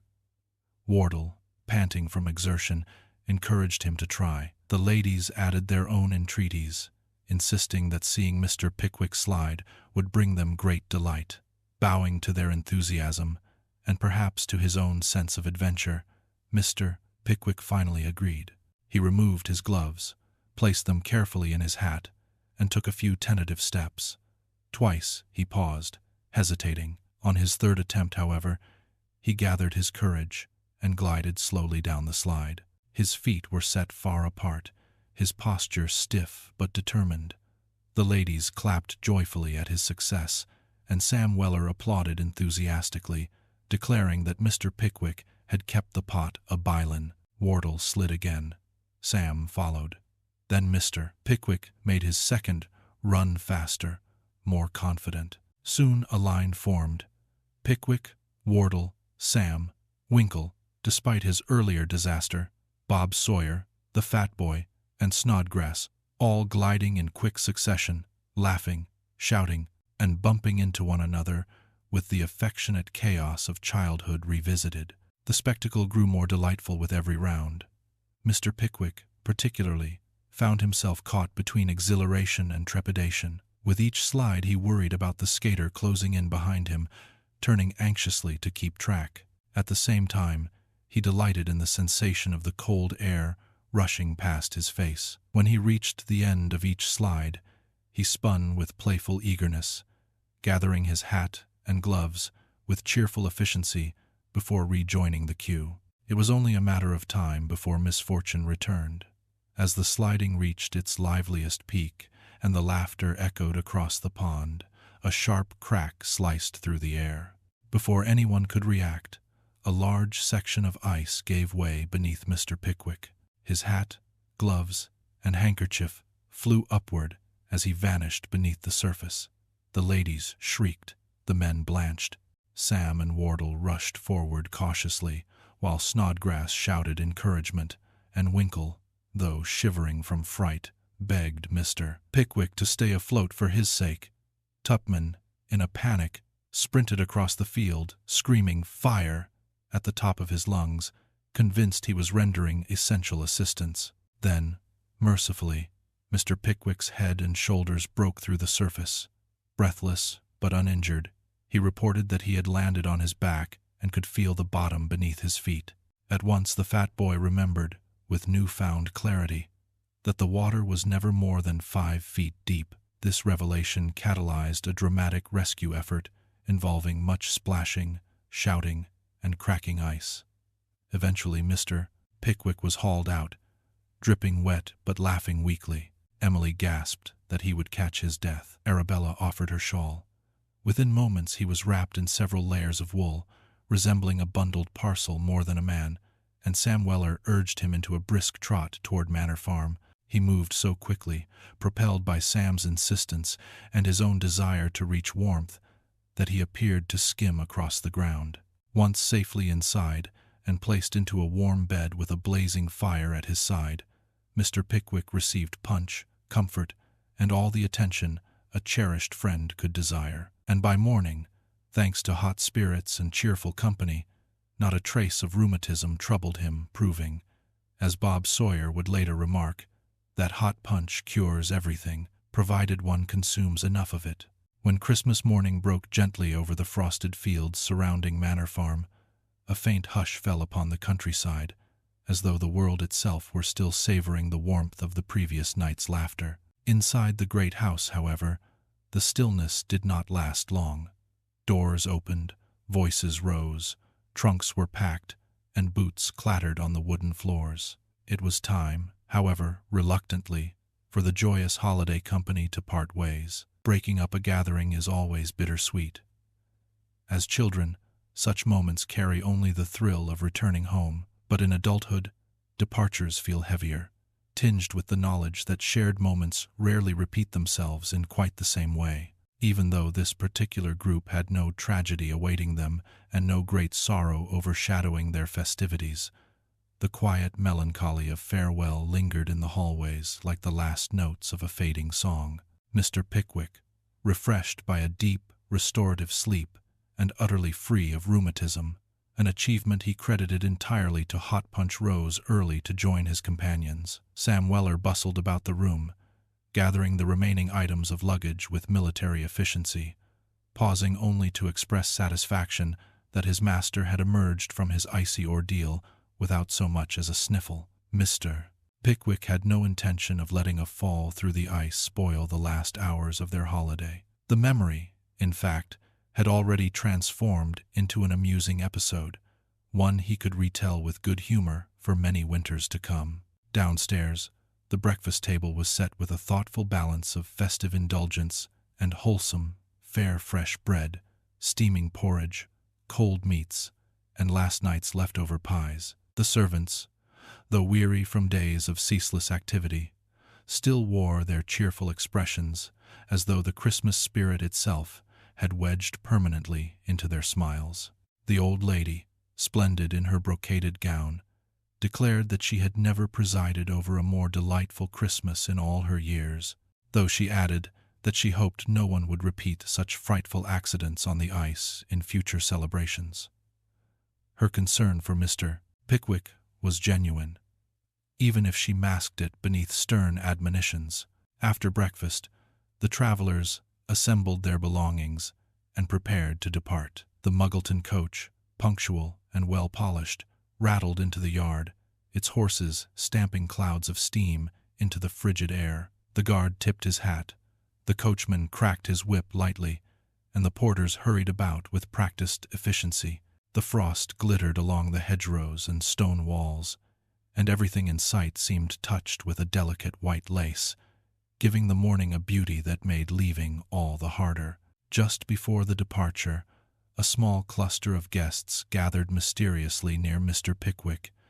Mr. Bob Sawyer and Mr. Benjamin Allen signaled for him to join them with a confidentiality that suggested a matter of great importance. With a grin that hinted at both mischief and genuine affection, Bob Sawyer nudged Mr. Pickwick in the ribs with his forefinger, perhaps with more vigor than necessary, and asked, "I say, old boy, where do you hang out?"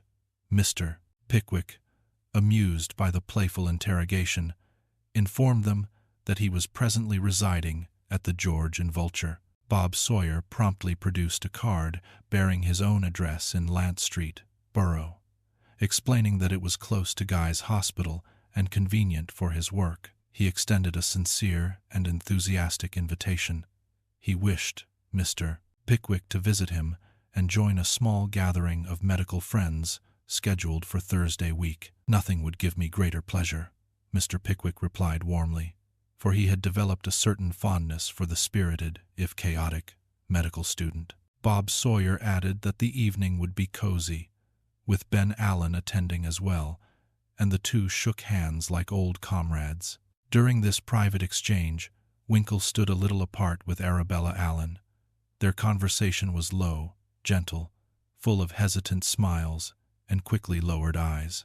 100 unspoken thoughts seemed to pass between them, as though the tenderness that had quietly taken root during their stay at Manor Farm now blossomed in their final moments together. Emily Wardle and Snodgrass engaged in a similar soft murmur a few steps away, both pairs lost in private hopes that neither had found the courage to speak aloud.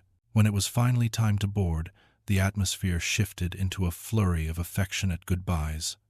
Wardle embraced each of his guests with hearty warmth, insisting that they return as soon as ever they could manage it. The old lady offered her hand with graceful dignity, reminding Mr. Pickwick to take care of himself and avoid reckless winter sports. Emma, with a coy smile, exchanged a quick farewell with Mr. Tupman, who responded with a bashfulness that greatly amused the watching servants. The fat boy, newly awake and clutching a slice of pie, mumbled something about being sorry they were going, though his tone suggested he was equally sorry that the festivities, and therefore the steady flow of food, were ending. Sam Weller, with a hearty clap on the boy's shoulder, assured him that there's plenty more Christmases yet, a remark that brightened the fat boy at once. At last the Pickwickians climbed atop the Muggleton coach. The horses pawed impatiently, the guard blew his bugle, and the great vehicle lurched forward with a merry jolt. As the farm receded behind them, the group looked back at the frost-tipped roof, the curling chimney smoke, and the familiar figures waving from the doorway. Wardle's hearty shout, "Come again soon," echoed faintly across the cold air until distance swallowed it. Inside the coach, silence settled for a moment. The memories of the past day's dancing, laughter, skating, mishaps, toasts, stories, warmth, and companionship drifted through Mr. Pickwick's mind like scenes in a lantern show. He felt a quiet contentment unlike anything he had known in previous travels. Snodgrass, gazing dreamily out the window, thought of Emily. Winkle sighed intermittently, refusing ale or brandy from the coachman and wearing an expression of profound contemplation that made his companions exchange knowing looks. Tupman made no jokes. For once, something sweet and wistful seemed to fill the air, binding them all in the unspoken acknowledgment that the visit to Manor Farm had been more than just a holiday. It had been a turning point, and so the coach rattled on through the crisp winter countryside, carrying the Pickwickians toward their next adventure. The frost glimmered on the hedges, the wind hummed against the windows, and the memories of their Christmas at Dingley Dell settled warmly into their hearts, proof that friendship, goodwill, and shared joys could make even the coldest season glow with light. The Muggleton coach sped steadily along the frosty road as the Pickwickians continued their journey, wrapped against the winter chill and lulled by the rhythmic clatter of wheels upon the hardened ground. The countryside stretched before them like a great silver tapestry, fields glistening beneath thin veils of frost, hedgerows edged with icy lace, and the distant chimneys of scattered cottages releasing thin spirals of smoke into the pale afternoon light. The festive glow of Manor Farm lingered still in their memories, warming their thoughts even as the cold air bit at their faces. Mr. Pickwick sat upright, cheerful as ever despite his recent plunge through the ice. His spectacles reflected the glint of the sun as he surveyed the passing scenery with the contentment of a man well-fed, well-rested, and deeply satisfied with the pleasant company he had just left behind. Sam Weller, sitting comfortably behind the coach, hummed a merry tune learned from the farm servants the night before. His legs dangled freely over the back rail, and his face bore the expression of someone enjoying both the fresh air and the knowledge that he had played a vital role in rescuing his beloved governor from an icy bath. Inside the coach, Snodgrass sat lost in reverie, his gaze fixed dreamily on the faint lines of the horizon. Every so often a sigh escaped his lips, soft, wistful, full of poetic melancholy. The memory of Emily Wardle, her gentle smile and soft voice, hovered tenderly in his thoughts. Mr. Winkle, too, had fallen into a similar state of contemplation, though his sighs were far more frequent and his anxiety more transparent. Arabella Allen's bright eyes seemed imprinted upon his very soul, and the knowledge that she was now traveling in the custody of her brother Benjamin, whose approving eye he scarcely possessed, gnawed at him quietly. Mr. Tupman, perhaps the most dramatic in his reflections, pressed a hand theatrically against his waistcoat as he pondered Emma's lingering glance at their departure. For a man who fancied himself irresistibly charming, he found himself unusually subdued, wondering whether she would remember him, or whether Manor Farm's warmth and bustling kitchens would soon chase all memory of him away. Mr. Pickwick, noticing the contemplative silence, smiled to himself. He recognized the telltale symptoms of sentimental reflection and made no effort to disturb them. Indeed, he found a certain pleasure in watching his companions fall under the gentle enchantments of the holiday season. Love, whether openly declared or quietly budding, seemed to settle around them like a soft winter mist. As the coach made its way through a small town, the guard blew the bugle, waking a dozing passenger inside and rousing the townsfolk from their doorways. Children waved as the bright red coach thundered past.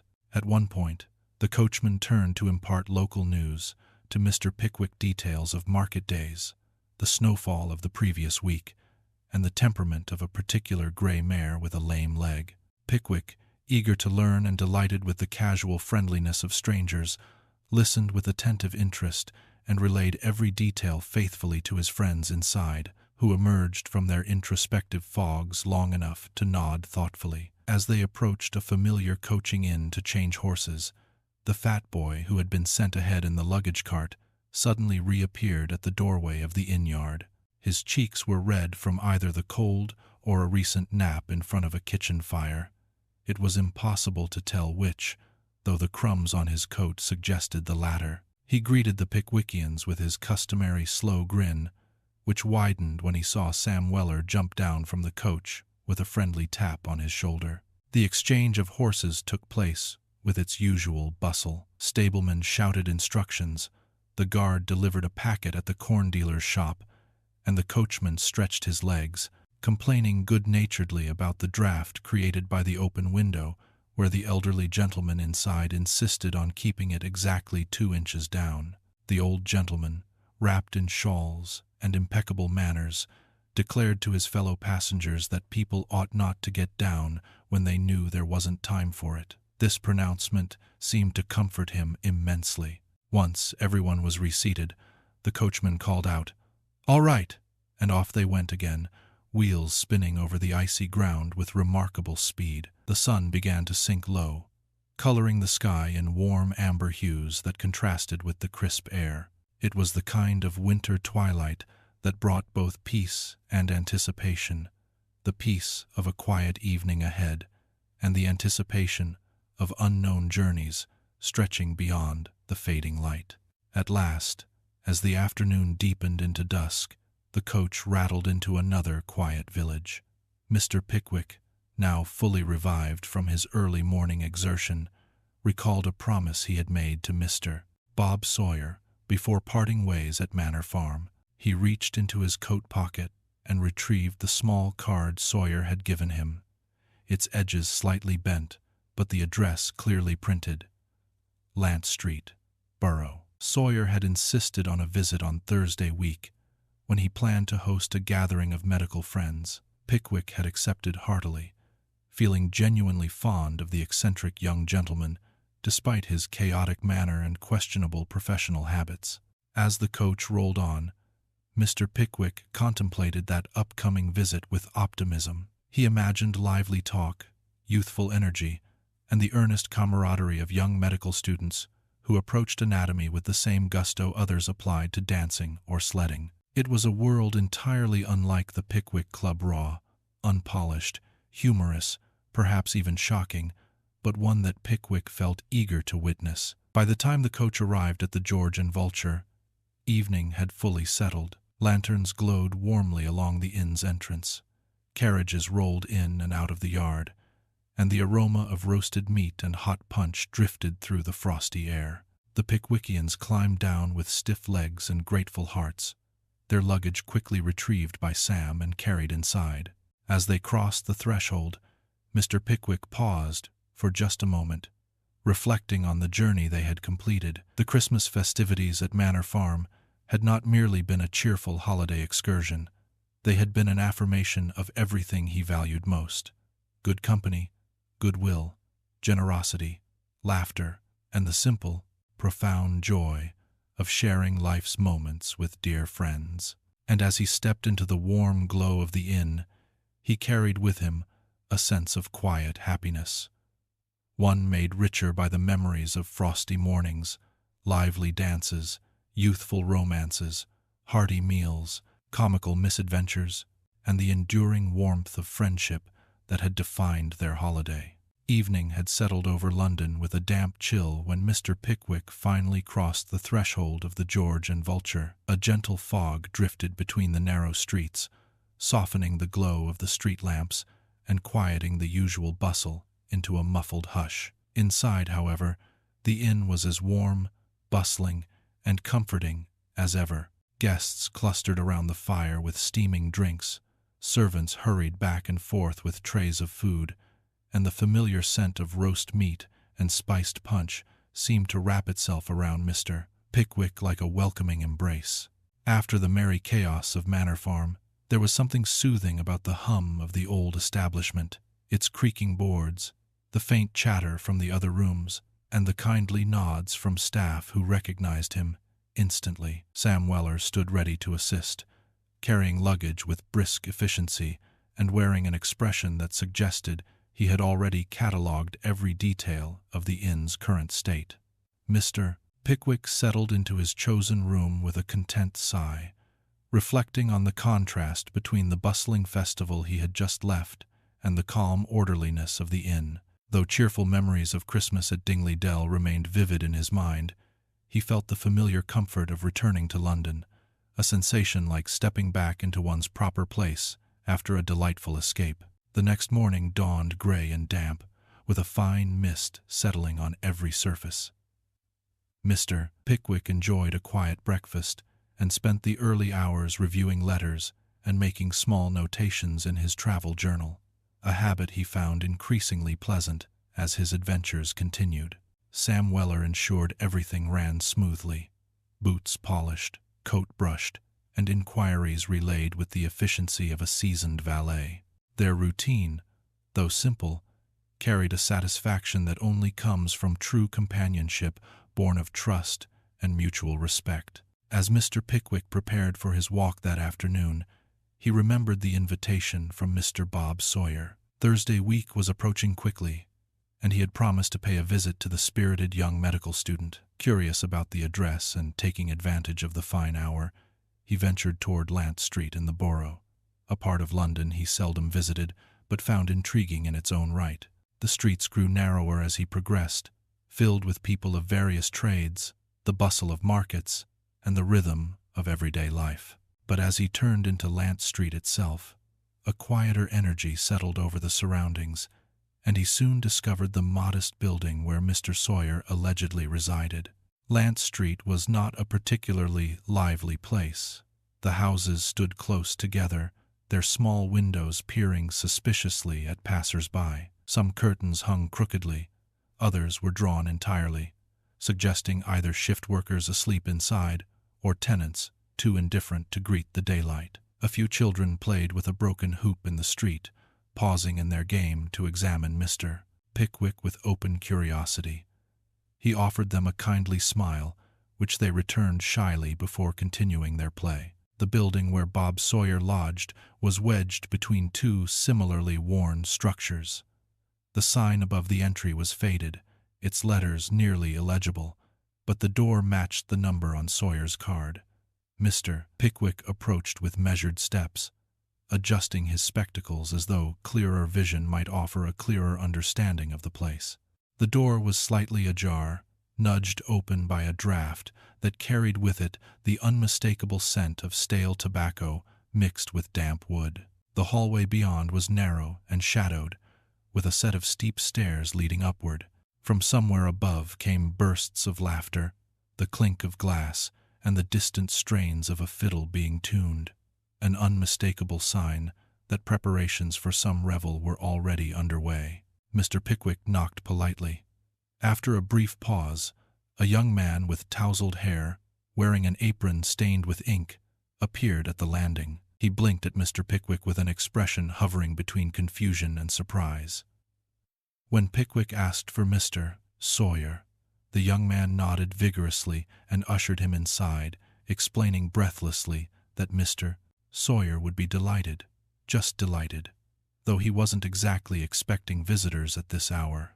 As Mr. Pickwick climbed the stairs, the lively sounds above grew clearer. The air grew warmer as well, heavy with the mingling scents of cigars and cheap wine.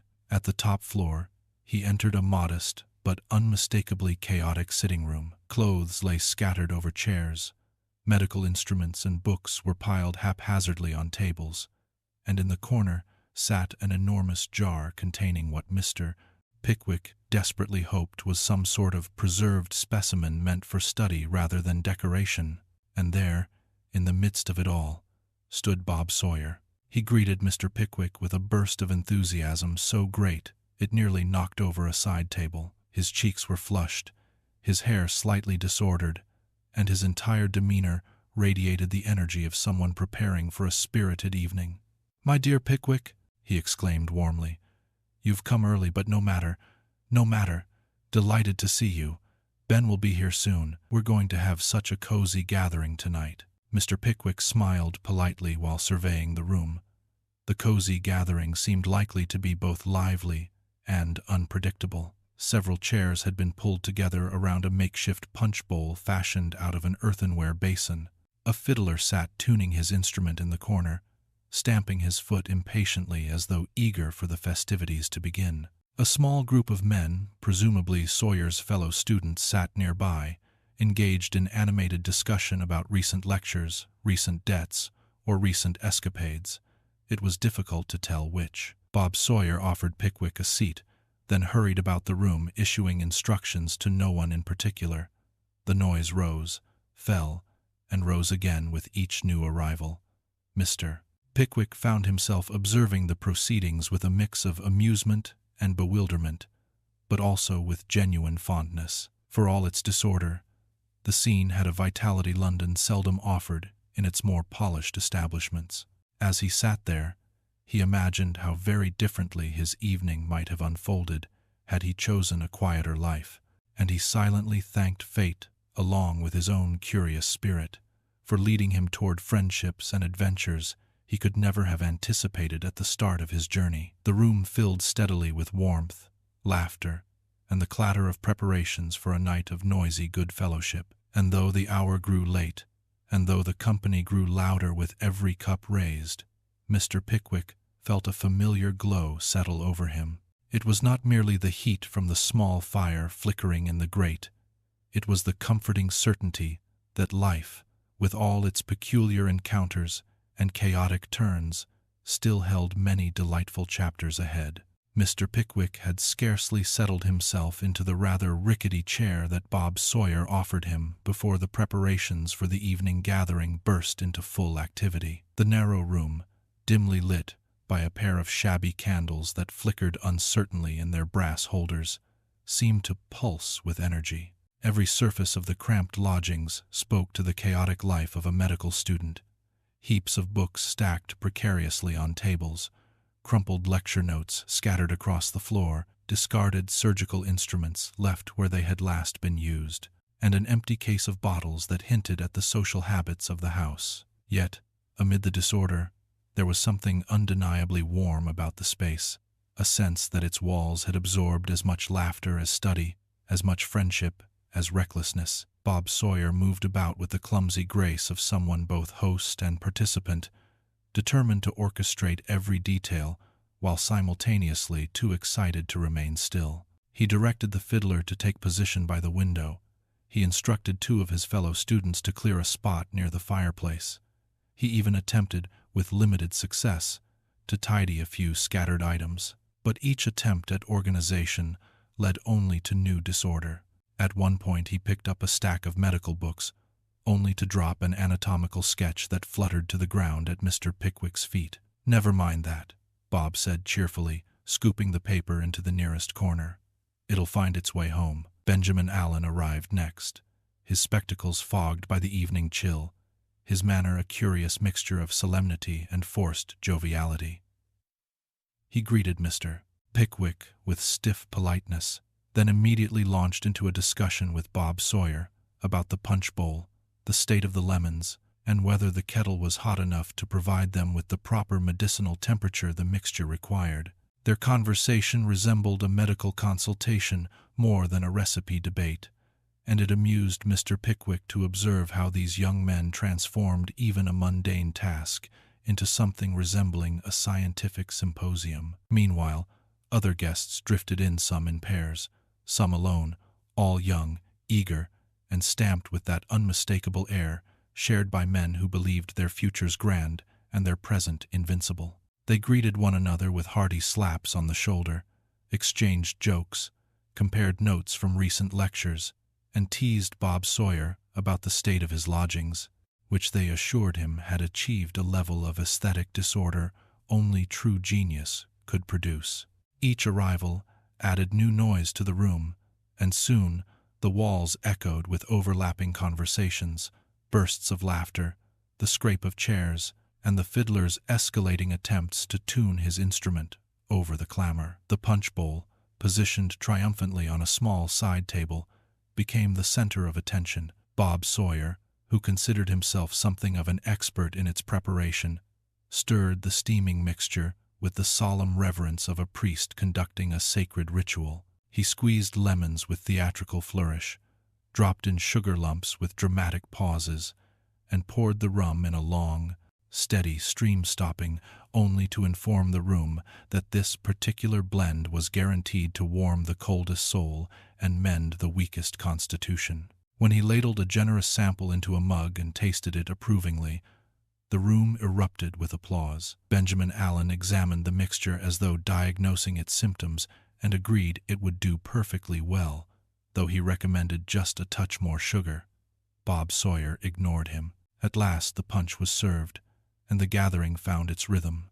Some perched on the edges of chairs, others sprawled comfortably on the sofa, and a few settled cross-legged on the floor. Mr. Pickwick, though somewhat older and certainly more reserved than his youthful company, found himself drawn into the excitement with surprising ease. The students treated him with a blend of respect and delighted curiosity, eager to hear stories of his travels and ready to share their own adventures, most of which featured daring pranks, hair-raising dissections, and spirited encounters with tavern keepers they owed money. At intervals, the fiddler, apparently deciding the tuning phase sufficiently complete, launched into lively tunes, prompting several enthusiastic attempts at dancing despite the limited space. A trio of students attempted a reel near the fireplace, nearly toppling a stack of medical journals in the process. Another pair attempted to waltz, though the cramped room forced them into a series of awkward half-turns that ended with one of them knocking his hat onto the punch bowl. This accident produced such a roar of laughter that even Mr. Pickwick, despite his dignified composure, felt compelled to join in. Sam Weller, who had accompanied his master and positioned himself near the doorway, observed the proceedings with unconcealed delight. Occasionally he contributed a remark, never intrusive, always humorous, that sent the students into renewed peals of laughter. One young man thanked him sincerely for a particularly sharp joke, declaring that he must be a wit. Sam replied modestly that he had never been vun for vote, but would nevertheless do his best to keep the pot a-bilin'. His presence, equal parts observant and mischievous, gave the gathering an additional layer of mirth. As the evening deepened, the punch flowed more freely, stories grew more animated, and the general noise rose in cheerful waves. Several of the students insisted on singing, though whether their chosen pieces were traditional melodies or spontaneous inventions was impossible to determine. Their voices rose and fell with such passion, if not accuracy, that the fiddler stopped playing altogether, laughing so hard he could barely hold his instrument. Through it all, Mr. Pickwick remained at the center, smiling, listening, occasionally offering a story or gentle observation. The warmth of the company, the friendly chaos, the earnest hearts and youthful spirits surrounding him, all combined to create an atmosphere that touched him more deeply than he expected. He had met many people on his travels, seen many places, but there was something uniquely endearing about these spirited young men, dreaming loudly, living messily, and embracing life with such unfiltered enthusiasm. By the time the clock struck midnight, the room had transformed into a scene of merriment so robust that even the normally staid floorboards seemed to vibrate with cheer. Some guests were singing still, others had collapsed into chairs, laughing helplessly. Benjamin Allen lectured a glass of punch on the digestive system, and Bob Sawyer, flushed and triumphant, declared the evening an unparalleled success. And Mr. Pickwick, content and glowing, knew with absolute certainty that this unexpected adventure in Lant Street would remain among his fondest memories. For though the room was shabby and the company unpolished, the warmth, sincerity, and delight it offered were as rich as any he had enjoyed in the grandest homes he had visited. As we reached the end of Mr. Pickwick's Christmas, we stepped back from the laughter, mischief, heartfelt moments, and timeless holiday charm woven throughout this unforgettable tale. Charles Dickens, with his unmatched gift for capturing human warmth, reminds us that Christmas is not merely a date on the calendar. It is a feeling, a spark of kindness that glows brightest when shared. Through Mr. Pickwick and his companions, we witness friendships strengthened by adventure, generosity expressed in both grand gestures and simple joys, and the beauty of gathering with others during the coldest days of the year to celebrate light, love, and goodwill. This story, though filled with humor and playful chaos, carries a gentle wisdom that life's most meaningful moments often appear in the form of companionship, compassion, and the courage to embrace joy wherever it can be found. Whether it's a lively dance by the fireside, a well-timed joke, or the quiet comfort of being welcomed into someone's home, Dickens shows us how small acts of warmth ripple outward and shape the spirit of the season. If you enjoyed this journey into Dickens' festive world and want to experience more timeless stories brought to life with heart, depth, and imagination, please consider subscribing to Havelin Storytime. Your support helps us continue creating meaningful storytelling experiences, episodes that inspire, uplift, and connect us across time. Thank you for joining us, and may the spirit of Pickwick's Christmas stay with you long after this video ends.